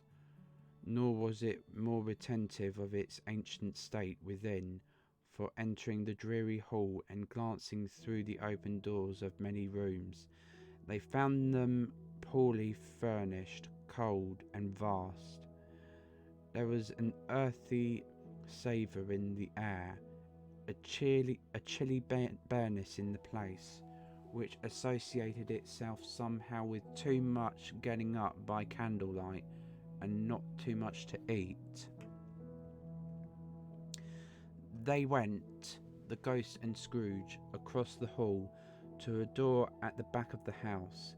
It opened before them and disclosed a long, bare, melancholy room, made barer still by lines of plain deal forms and desks. At one of these a lonely boy was reading near a feeble fire, and Scrooge sat down upon the form and wept to see his poor forgotten self as he used to be. Not a latent echo in the house, not a squeak and scuffle from the mice behind the panelling, not a drip from the half-thawed waterspout in the dull yard behind, not a sigh among the leafless boughs of one despondent poplar, not the idle swinging of an empty storehouse door, no, not a clicking in the fire, but fell upon the heart of Scrooge with a softening influence, and gave a freer passage to his tears. The spirit touched him on the arm and pointed to his younger self, intent upon his reading. Suddenly a man in foreign garments, wonderfully real and distinct to look at, stood outside the window with an axe stuck in his belt, and leading by the bridle an ass laden with wood. "Why, it's Ali Baba!" Scrooge exclaimed in ecstasy. "It's dear old honest Ali Baba.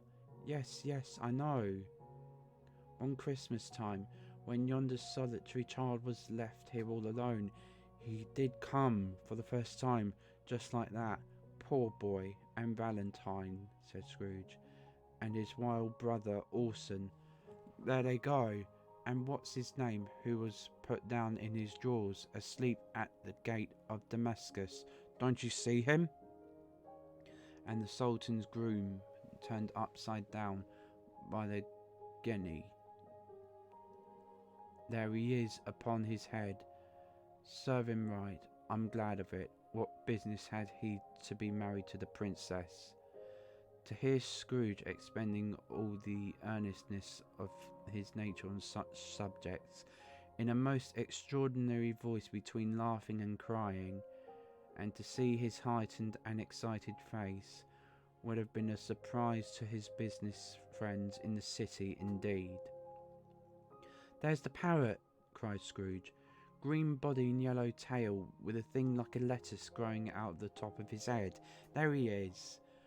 Poor Robin Crusoe," he called him, when he came home again after sailing round the island.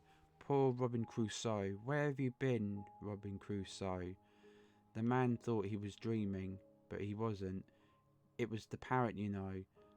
There goes Friday, running for his life to the little creek. "Halloa, whoop, hallo!" "Oh, no problem, Amanda. Thank you so much for listening. You take care, and Merry Christmas." Then, with the rapidity of transition, every foreign to his usual character, he said, in pity for his former self, "Poor boy," and he cried again. "I wish," Scrooge muttered, putting his hand in his pocket and looking about him, after drying his eyes with his cuff, "but it's too late now." "Hi, Knick Knack." "Thank you so much." "What is the matter?" asked the spirit. "Nothing," said Scrooge. "Nothing. There was a boy singing a Christmas carol at my door last night. I should like to have given him something, that's all." The ghost smiled thoughtfully and waved its hand, saying as it did so, "Let us see another Christmas." Scrooge's former self grew larger at the words, and the room became a little darker and more dirty. The panels shrunk, the windows cracked, fragments of plaster fell out of the ceiling, and the naked laths were shown instead. But how all this was brought about, Scrooge knew no more than you do. He only knew that it was quite correct, that everything had happened so, that there he was, alone again, when all the other boys had gone home for the jolly holidays.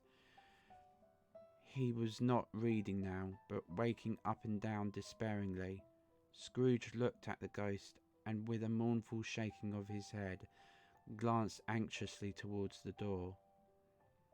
It opened, and a little girl, much younger than the boy, came darting in and putting her arms about his neck, and often kissing him, addressed him as her dear, dear brother. "I've come to bring you home, dear brother," said the child, clapping her tiny hands and bending down to laugh. "To bring you home, home, home." "Home, little Fan?" returned the boy. "Yes," said the child, brimful of glee. "Home, for good and all. Home for ever and ever. Father is so much kinder than he used to be. That home's like heaven.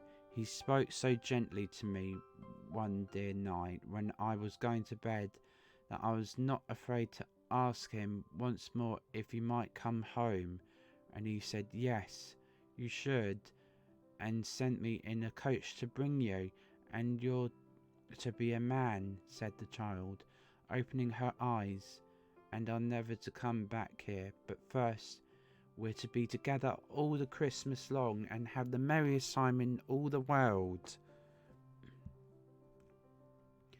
"You are quite a woman, little Fan," exclaimed the boy. She clapped her hands and laughed, and tried to touch his head, but being too little, laughed again and stood on tiptoe to embrace him. Then she began to drag him, in her childish eagerness, towards the door, and he, nothing loth to go, accompanied her.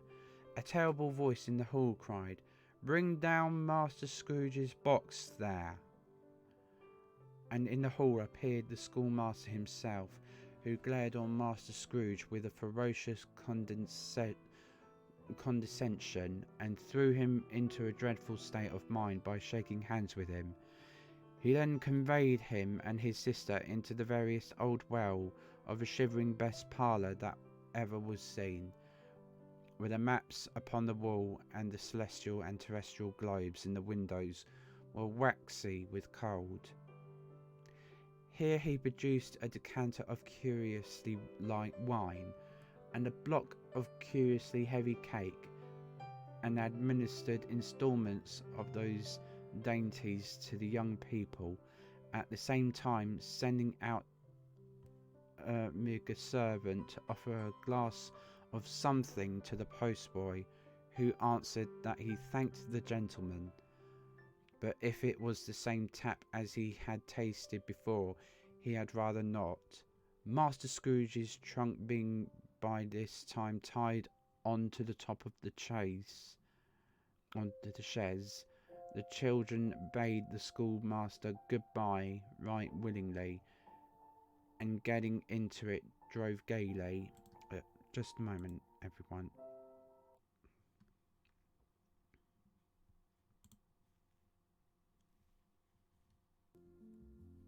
Okay. Drove gaily down the garden sweep, the quick wheels dashing the hoar frost and snow from off the dark leaves of the evergreens like spray. Always a delicate creature, whom a breath might have withered, said the ghost. But she had a large heart. So she had, cried Scrooge. You're right. I'll not gainsay it, spirit. God forbid. She died a woman, said the ghost, and had, as I think, children. One child, Scrooge returned. True, said the ghost. Your nephew. Scrooge seemed uneasy in his mind, and answered briefly, yes.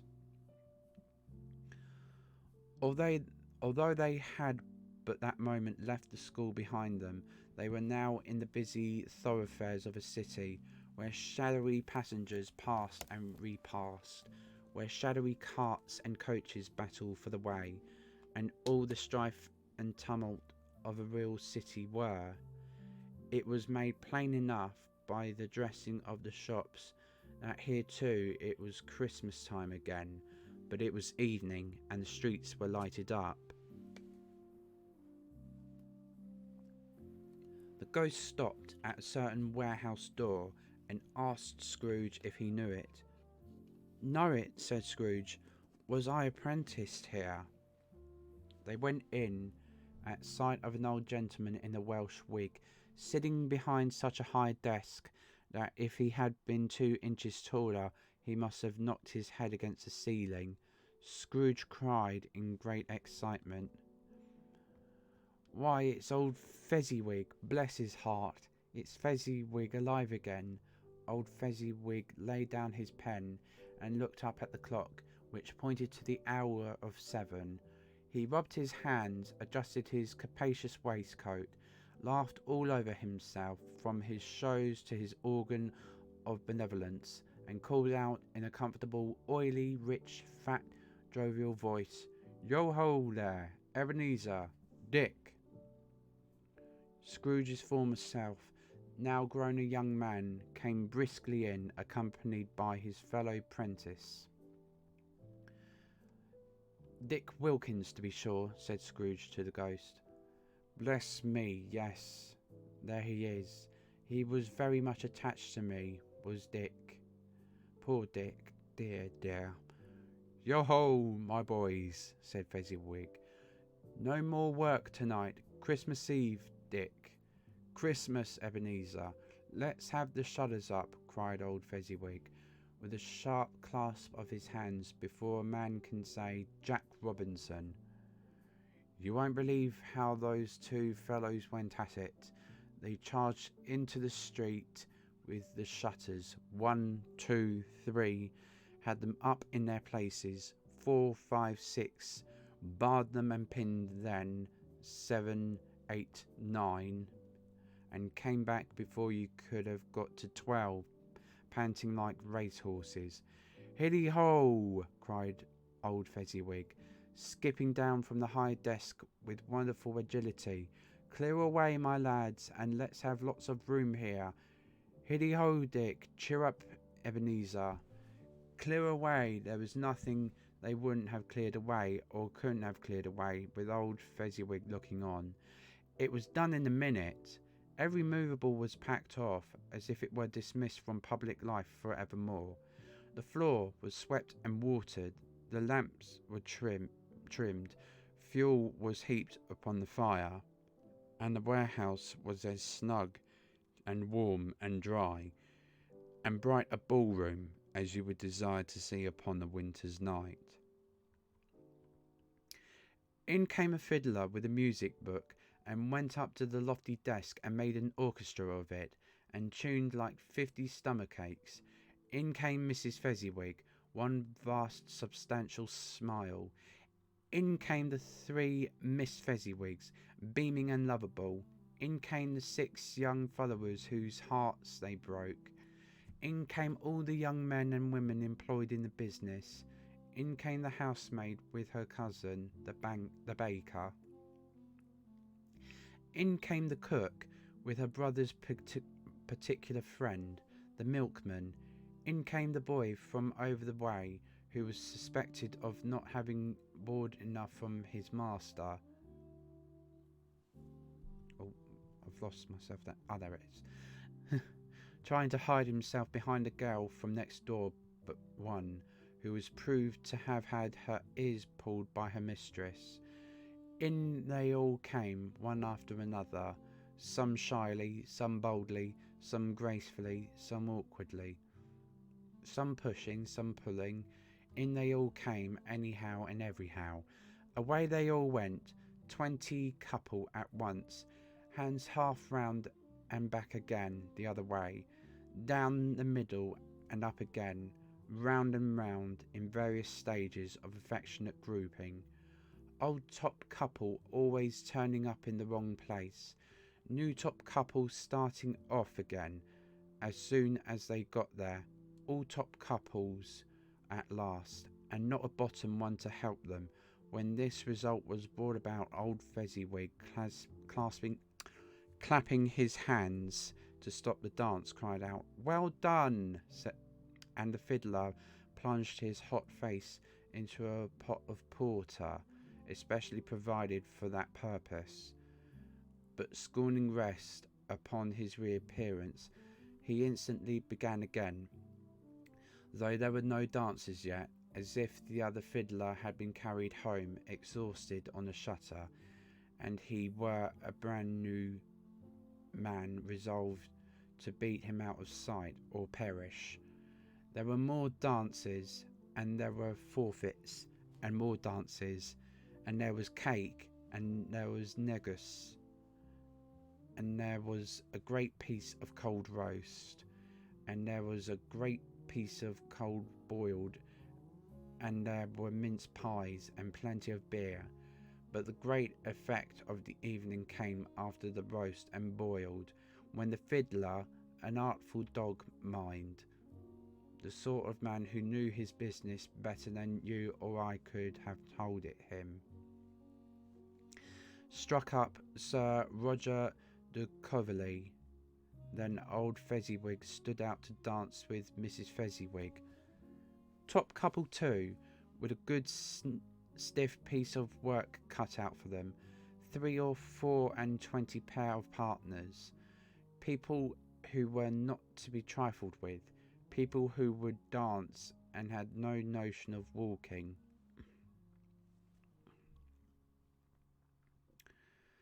But if they had been twice as many, 4 times, old Fezziwig would have been a match for them, and so would Mrs. Fezziwig. As to her, she was worthy to be his partner in every sense of the term. If that's not high praise, tell me higher, and I'll use it. A positive light appeared to issue from Fezziwig's calves. They shone in every part of the dance like moons. You couldn't have predicted at any given time what would have become of them next. And when old Fezziwig and Mrs. Fezziwig had gone all through the dance, advance and retire, both hands to your partner, bow and curtsy, corkscrew, thread the needle, and back again to your place, Fezziwig cut so deftly that he appeared to wink with his legs and came upon his feet again without a stagger. Excuse me. When the clock struck 11, this domestic ball broke up. Mr. and Mrs. Fezziwig took their stations, one on either side of the door, and shaking hands with every person individually as he or she went out, wished him or her a Merry Christmas. When everybody had retired but the two prentices, they did the same to them, and thus the cheerful voices died away, and the lads were left to their beds, which were under a counter in the back shop. During the whole of this time, Scrooge had acted like a man out of his wits. His heart and soul were in the scene, and with his former self. He corroborated everything, remembered everything, enjoyed everything, and underwent the strangest agitation. It was not until now, when the bright faces of his former self and Dick were turned from them, that he remembered the ghost, and became conscious that it was looking full upon him, while the light upon its head burned very clear. "A small matter," said the ghost, "to make these silly folks so full of gratitude." Just a moment, I'm going to have another sip of water.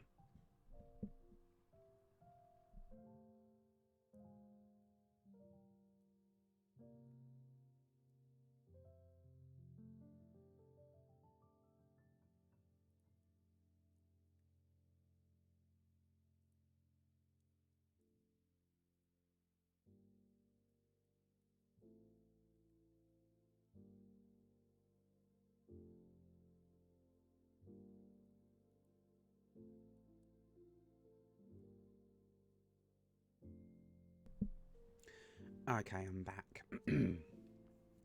"Small," echoed Scrooge. The spirit signed to him to listen to the two apprentices, who were pouring out their hearts in praise of Fezziwig, and when he had done so, said, "Why, is it not? He has spent but a few pounds of your mortal money. 3 or 4, perhaps. Is that so much that he deserves this praise?" "It isn't that," said Scrooge, heated by the remark, and speaking unconsciously like his former, not his latter self. "It isn't that, spirit. He has the power to render us happy or unhappy, to make our service light or burdensome, a pleasure or a toil. Say that his power lies in words and looks, in things so slight and insignificant that it is impossible to add and count them up. What then? The happiness he gives is quite as great as if it cost a fortune." He felt the spirit's glance and stopped. "What is the matter?" asked the ghost. "Nothing in particular," said Scrooge. "Something, I think," the ghost insisted. "No," said Scrooge. "No, I should like to be able to say a word or two to my clerk just now, that's all." His former self turned down the lamps as he gave utterance to the wish, and Scrooge and the ghost again stood side by side in the open air. "My time grows short," observed the spirit. "Quick!" This was not addressed to Scrooge or to anyone whom he could see, but it produced an immediate effect, for again Scrooge saw himself. He was older now, a man in the prime of life.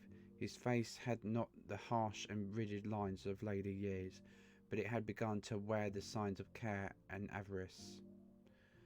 There was an eager, greedy, restless motion in the eye, which showed the passion that had taken root, and where the shadow of the growing tree would fall. He was not alone, but sat by the side of a fair young girl in a morning dress, in whose eyes there were tears, which sparkled in the light that shone out of the ghost of Christmas past. It matters little, she said softly. To you, very little. Another idol has displaced me, and if it can cheer and comfort you in time to come, as I would have tried to, if I had tried to do, I have no just cause to grieve. What idol has displaced you? He rejoined. A golden one. This is the even-handed dealing of the world, he said. There is nothing on which it is so hard as poverty, and there is nothing it professes to condemn with such severity as a pursuit of wealth. You fear the world too much, she answered gently. All your other hopes have merged into the hope of being beyond the chance of its sordid reproach. I have seen your nobler aspirations fall off one by one, until the master passion, gain, engrosses you, have I not? What then? He retorted. Even if I have grown so much wiser, what then? I am not changed towards you. She shook her head. Am I? Our contract is an old one. It was made when we were both poor and content to be so, until, in good season, we could improve our worldly fortune by our patient industry. You are changed. When it was made, you were another man. I was a boy, he said impatiently. Your own feeling tells you that you are not what you are, she returned. I am that which promised happiness when we were one in heart is fraught with misery now that we are two. How often and how keenly I have thought of this, I will not say. It is enough that I have thought of it and can release you. Have I ever sought release? In words? No, never. In what then? In a changed nature, in an altered spirit, in another atmosphere of life. Another hope as its great end. In everything that made my love of any worth or value in your sight. If this had ever been between us, said the girl, looking mildly, but with steadiness upon him. Tell me, would you seek me out and try to win me now? Ah, no. He seemed to yield to the justice of this supposition in spite of himself. But he said with a struggle, you think not? Sorry, I'm going to have another sip of water. Not well at the moment. I have a bit of a chest infection.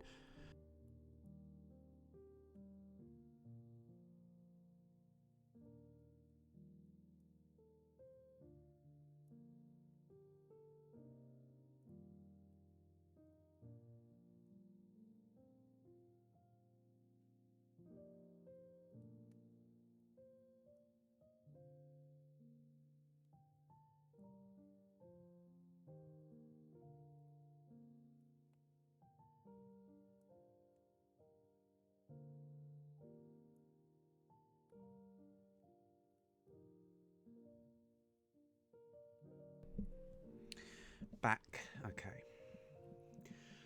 I would gladly think otherwise if I could, she answered. Heaven knows, when I have learned the truth like this, I know how strong and irresistible it must be. Pardon me. But if you were free today, tomorrow, yesterday, can even I believe that you would choose a dowerless girl, you who, in your very confidence with her, weigh everything by gain, or choosing her, if for a moment you were false enough to your one guiding principle to do so? Do I not know that your repentance and regret would surely follow? I do, and I release you with a full heart for the love of him you once were. He was about to speak, but with her head turned from him, she resumed. You may, the memory of what is past half makes me hope you will have pain in this. A very, very brief time, and you will dismiss the recollection of it, gladly, as an unprofitable dream from which it happened well that you awoke. May you be happy in the life you have chosen. She left him, and they parted. "Spirit," said Scrooge, "show me no more. Conduct me home. Why do you delight to torture me? One shadow more," exclaimed the ghost. "No more," cried Scrooge. "No more. I don't wish to see it. Show me no more." But the relentless ghost pinioned him in both his arms and forced him to observe what happened next. They were in another scene and place. A room, not very large or handsome, but full of comfort. Near to the winter fire sat a beautiful young girl, so like that Scrooge believed it was the same until he saw her, now a comely matron, sitting opposite her daughter.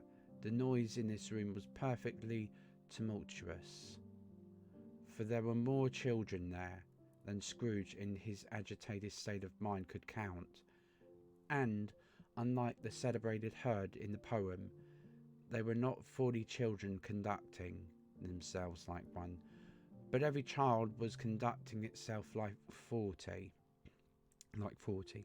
The consequences were uproarious beyond belief, but no one seemed to care.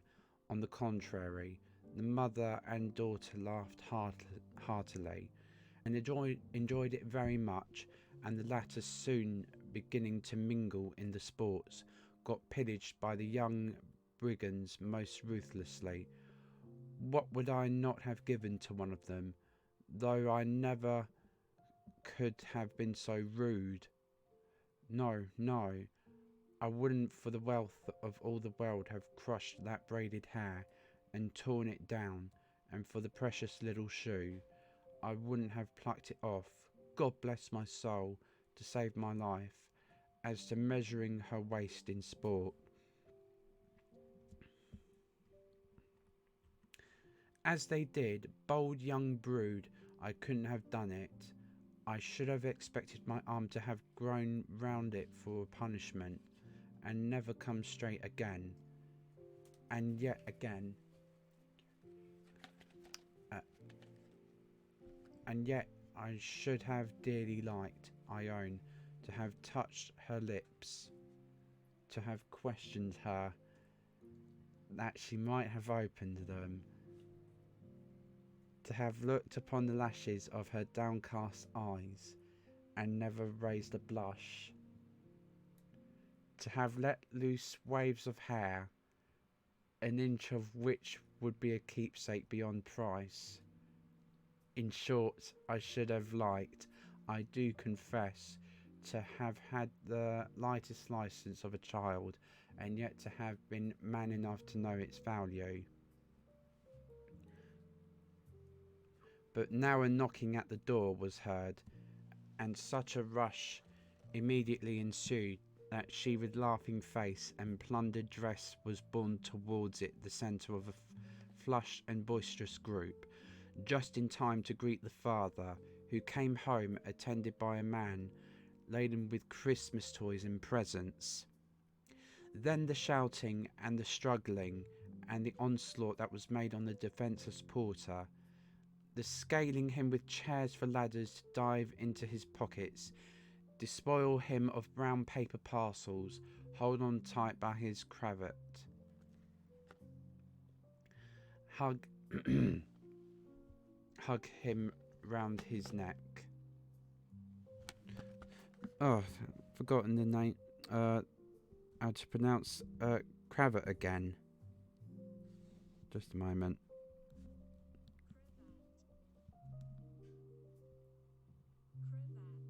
Cravat.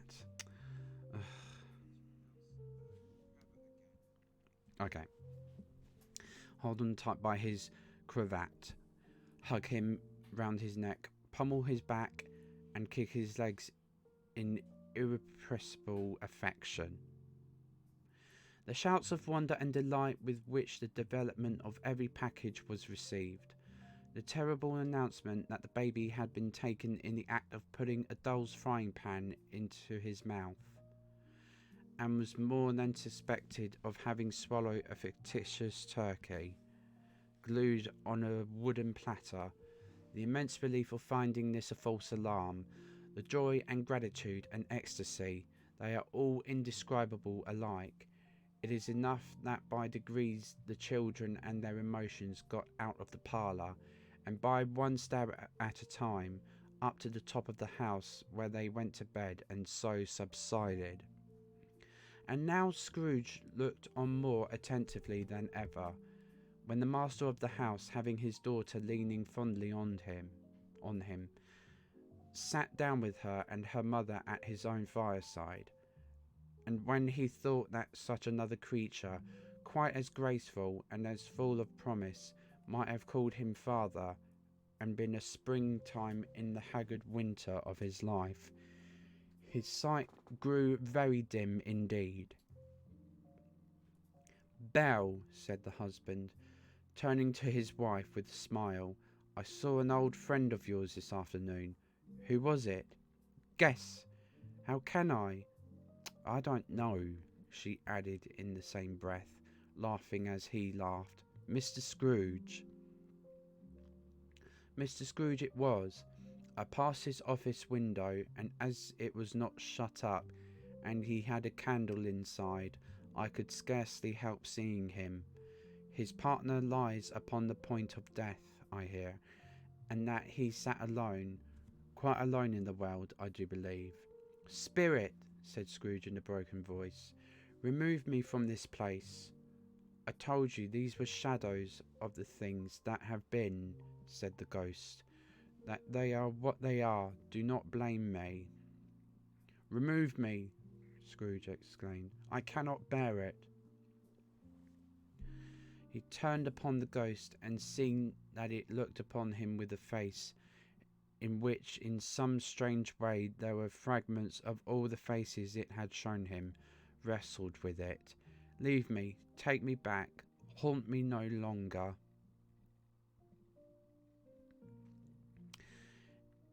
In the struggle, if that can be called a struggle, in which the ghost, with no visible resistance on its own part, was undisturbed by any effort of its adversary, Scrooge observed that its light was burning high and bright, and dimly connecting that with its influence over him, he seized the extinguisher cap and by a sudden action pressed it down upon its head. The spirit dropped beneath it, so that the extinguisher covered its whole form, but though Scrooge pressed it down with all his force, he could not hide the light which streamed from under it in an unbroken flood upon the ground. He was conscious of being exhausted, and overcome by an irresistible drowsiness, and further of being in his own bedroom. He gave the cap a parting squeeze, in which his hand relaxed, and had barely time to reel to bed before he sank into a heavy sleep. Just gonna have another sip of water.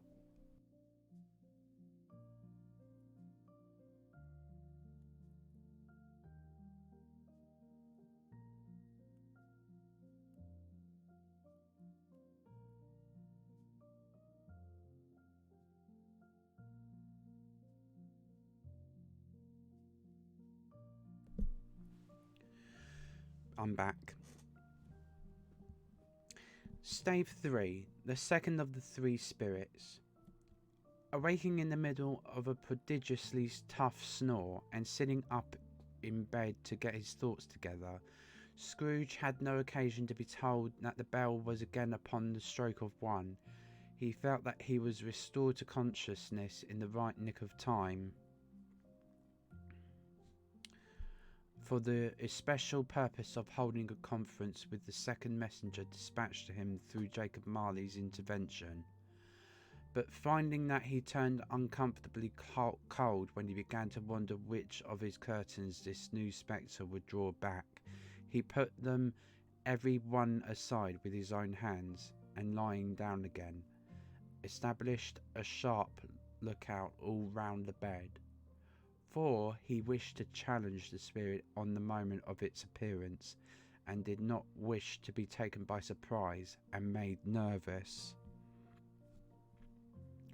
Gentlemen of the free and easy sort who plume themselves on being acquainted with a move or two, and being usually equal to the time of day, express the wide range of their capacity for adventure by observing that they are good for anything from pitch and toss to manslaughter, between which opposite extremes, no doubt, there lies a tolerably wide and comprehensive range of subjects. Without venturing for Scrooge quite as hardily as this, I don't mind calling on you to believe that he was ready for a good broad field of strange appearances, and that nothing between a baby and rhinoceros would have astonished him very much. Now, being prepared for almost anything, he was not by any means prepared for nothing, and consequently when the bell struck 1 and no shape appeared, he was taken with a violent fit of trembling. 5 minutes, 10 minutes, a quarter of an hour went by, yet nothing came. All this time he lay upon his bed, the very core and centre of a blaze of ruddy light, which streamed upon it when the clock proclaimed the hour, and which, being only light, was more alarming than a dozen ghosts, as he was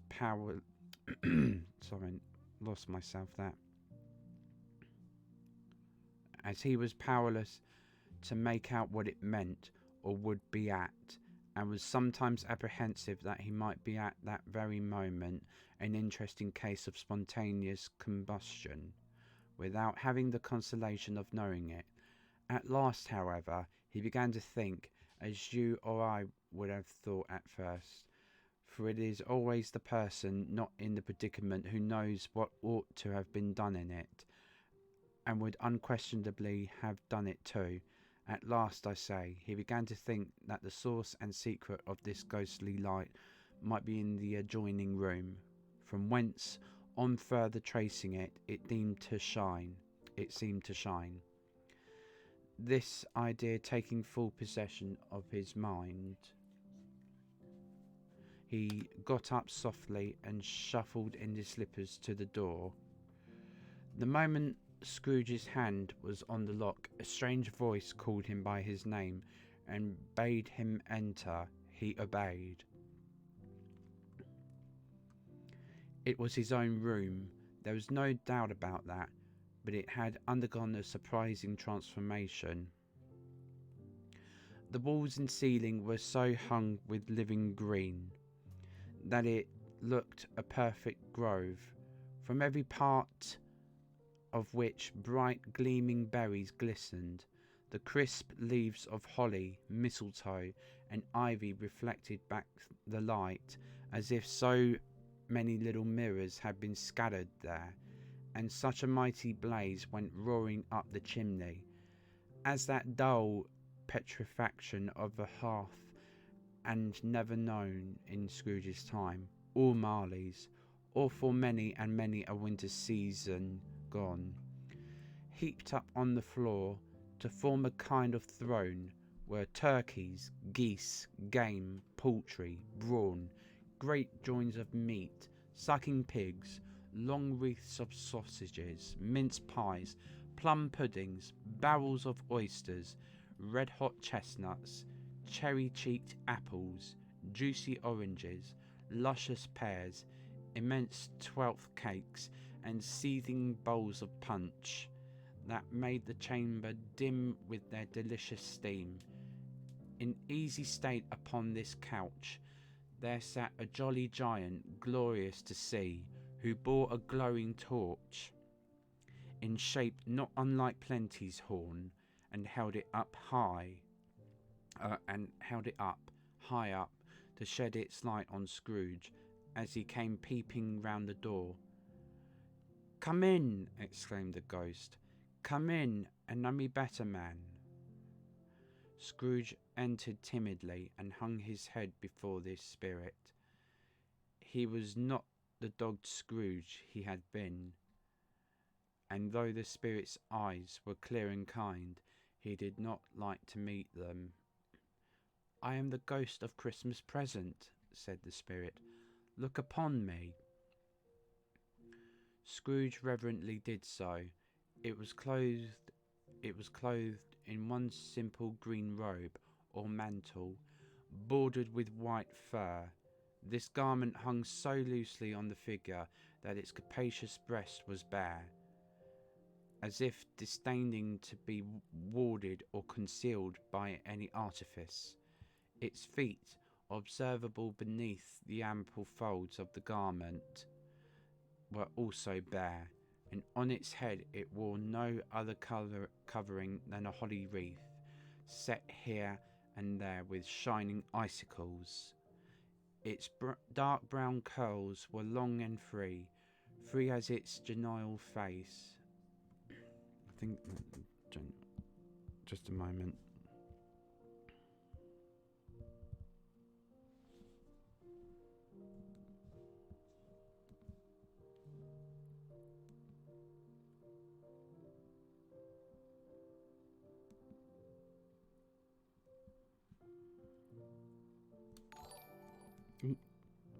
Ooh. Okay, received a notification. Oh, hi, SDS. Nope. Thank you. Thank you.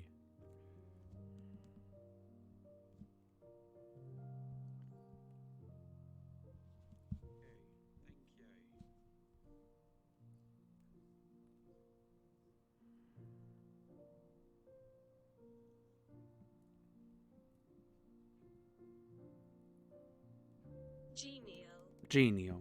Thank you.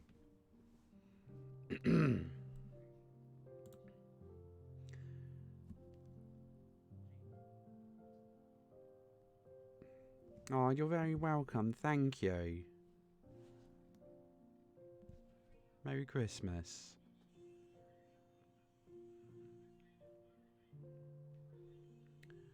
Okay. Its dark brown curls were long and free as its genial face, its sparkling eye, its open hand, its cheery voice, its unconstrained demeanour, and its joyful air.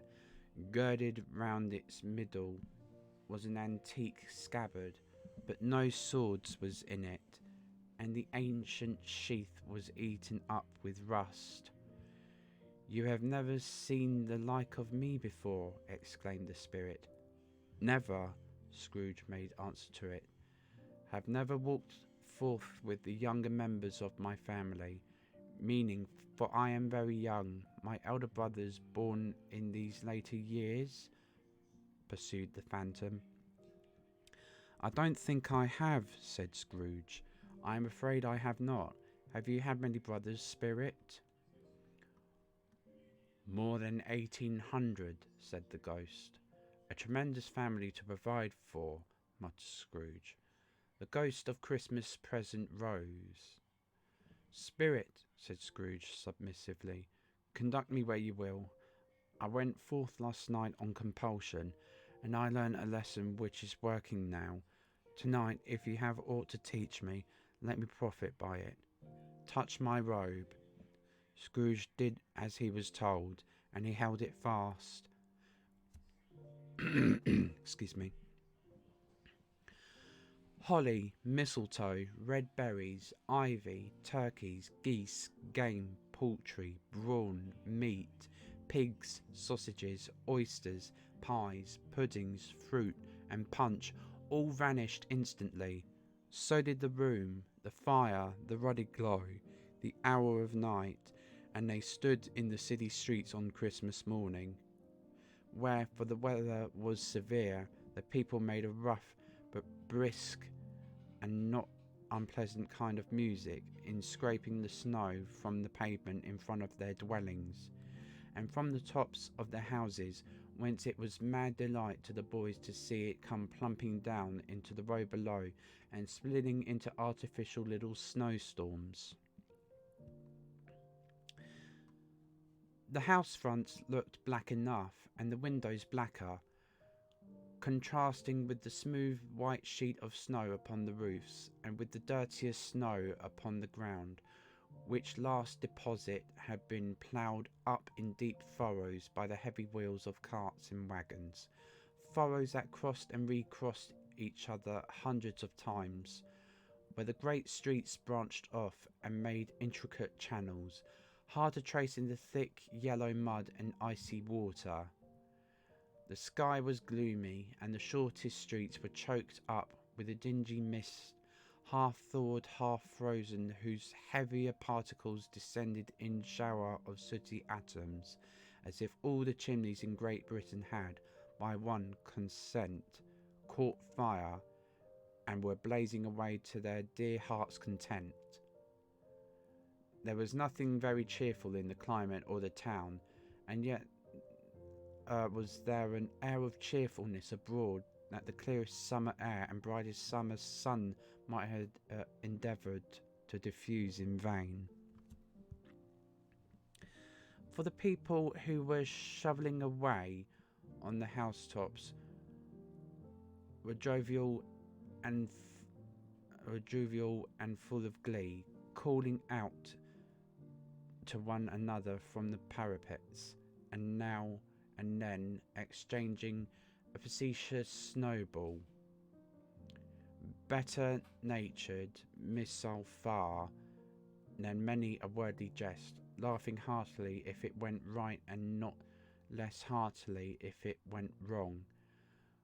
The porter's shop was still half open, and the fruiterers were radiant in their glory. There were great round pot-bellied baskets of chestnuts shaped like the waistcoats of jolly old gentlemen, lolling at the doors and tumbling out into the street in their apoplectic opulence. There were ruddy, brown-faced, broad-girthed Spanish friars, and winking from their shelves in wanton slyness at the girls as they went by, and glanced demurely at the hung-up mistletoe. There were pears and apples clustered high in blooming pyramids. There were bunches of grapes made in the shopkeeper's benevolence to dangle from conspicuous hooks that some people's mouths might water gratis as they passed. There were piles of filberts, mossy and brown, recalling in their fragrance ancient walks among the woods, and pleasant shufflings ankle-deep through withered leaves.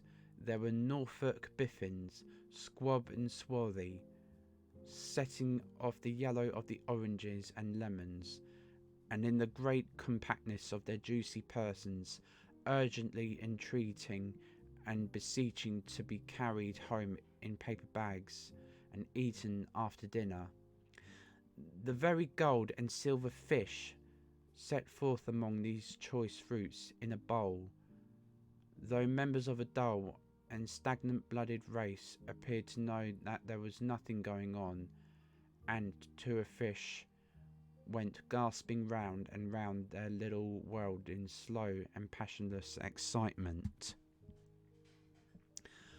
The grocers, oh the grocers, nearly closed, with perhaps 2 shutters down or 1, but through those gaps such glimpses. It was not alone that the scales descending on the counter made a merry sound, or that the twine and roller parted company so briskly, or that the canisters were rattled up and down. Oh, just a moment, I'm going to have my dinner.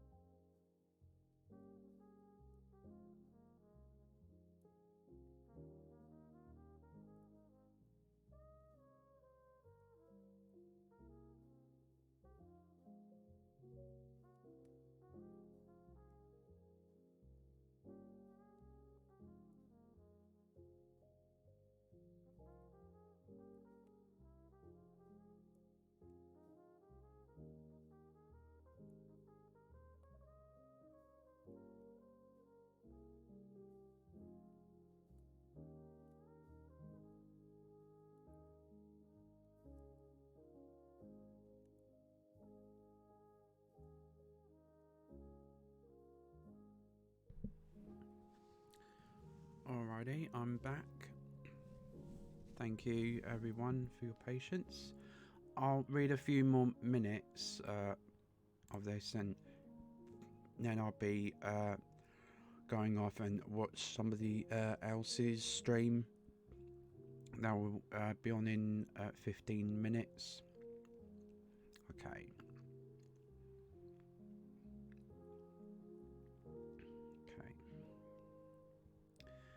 Nearly closed.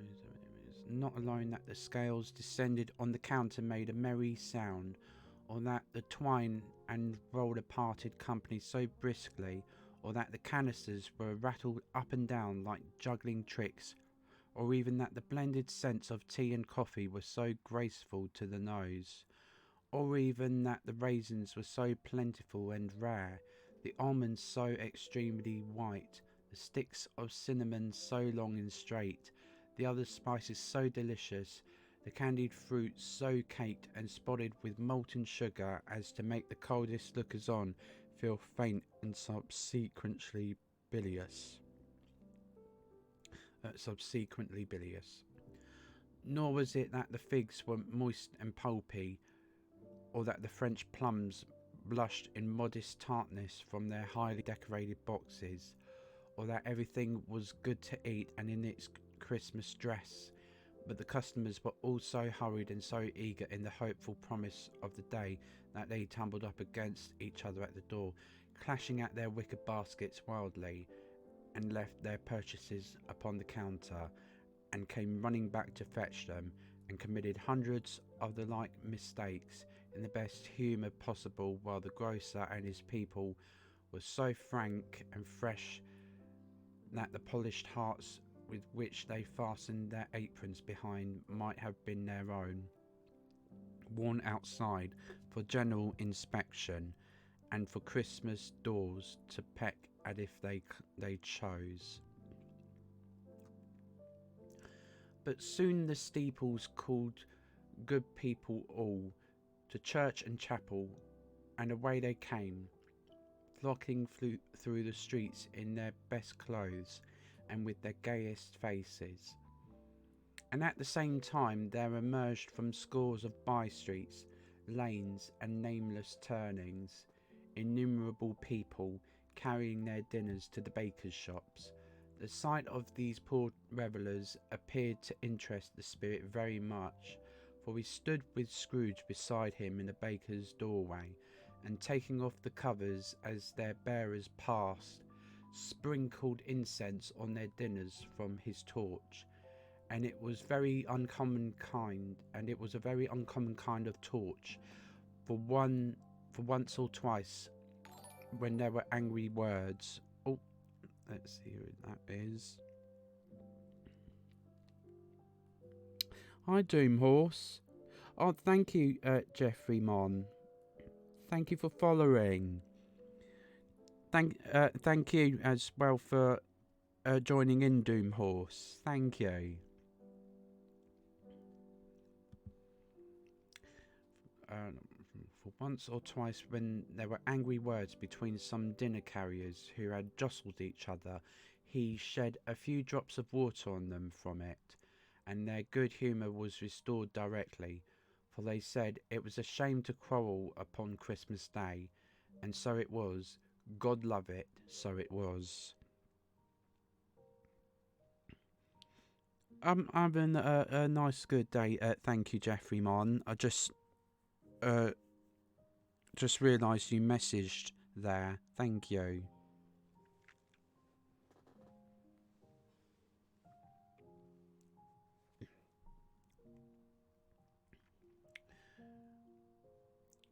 In time, the bells ceased and the bakers were shut up, and yet there was a genial shadowing forth of all these dinners and the progress of their cooking.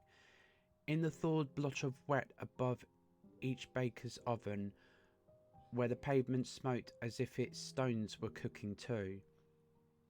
Is there a peculiar flavour in what you sprinkle from your torch? Asked Scrooge. There is. My own. Would it apply to any kind of dinner on this day? Asked Scrooge.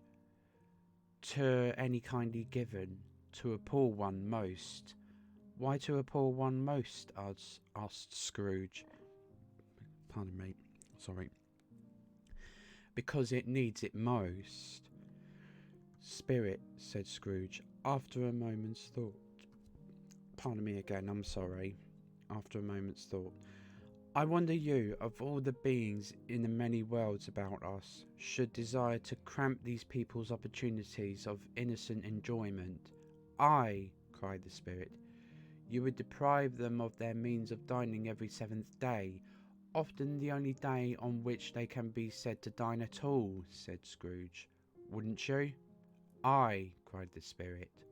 You seek to close these places on the 7th day, said Scrooge, and it comes to the same thing. I seek, exclaimed the Spirit. Forgive me if I am wrong. It has been done in your name, or at least in that of your family, said Scrooge. There are some upon this earth of yours, returned the Spirit, who lay claim to know us, and who do their deeds of passion, pride, ill will, hatred, envy, bigotry, and selfishness in our name, who are as strange to us and all our kith and kin as if they had never lived.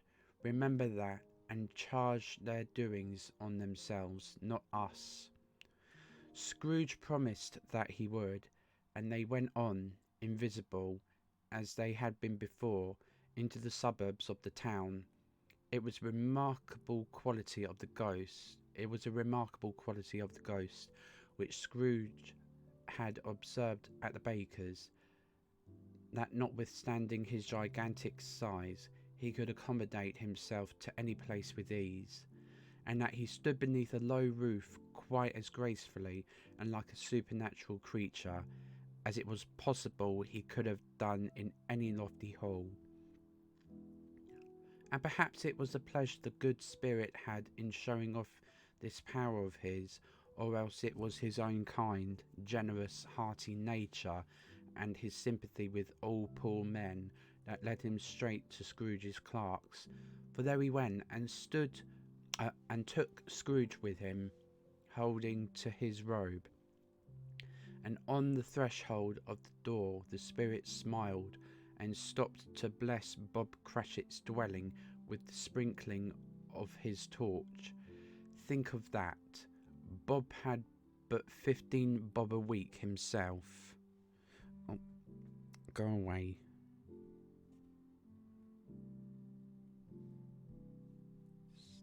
Stupid bots. Right, okay. But Bob had but 15 bob a week himself. he pocketed on Saturdays but 15 copies of his Christian name, and yet the ghost of Christmas present blessed his 4-roomed house. Then up rose Mrs. Cratchit, Cratchit's wife, dressed out but poorly in a twice-turned gown, but brave in ribbons which are cheap and make a goodly show for sixpence, and she laid the cloth, assisted by Belinda Cratchit, second of her daughters, also brave in ribbons, while Master Peter Cratchit plunged a fork into the saucepan of potatoes, and getting the corners of his monstrous shirt collar, Bob's private property, conferred upon his son an heir in honour of the day, into his mouth, rejoiced to find himself so gallantly attired, and yearned to show his linen in the fashionable parks. And now 2 smaller Cratchits, boy and girl, came tearing in, screaming that outside the baker's they had smelt the goose, and known it for their own, and basking in luxurious thoughts of sage and onion. These young Cratchits danced about the table and exalted Master Peter Cratchit to the skies, while he, not proud, although his collars nearly choked him, blew the fire until the slow potatoes bubbling up knocked loudly at the saucepan lid to be let out and peeled. "What has ever got your precious father then?" said Mrs. Cratchit. "And your brother Tiny Tim and Martha warn't as late last Christmas Day by half an hour." "Here's Martha, mother," said a girl, appearing as she spoke. "Here's Martha, mother," cried the 2 young Cratchits. "Hurrah! There's such a goose, Martha." Okay, I'm gonna leave it there since I'm halfway of the story. I hope to read this sometime soon this week. So just in case I don't see some of you, I'm going to I want to wish you all a Merry Christmas, and please follow my Twitch and share to everybody, and I thank you all for listening, and you all take care, and I'll hopefully see you all very soon before Christmas. Alright, bye bye.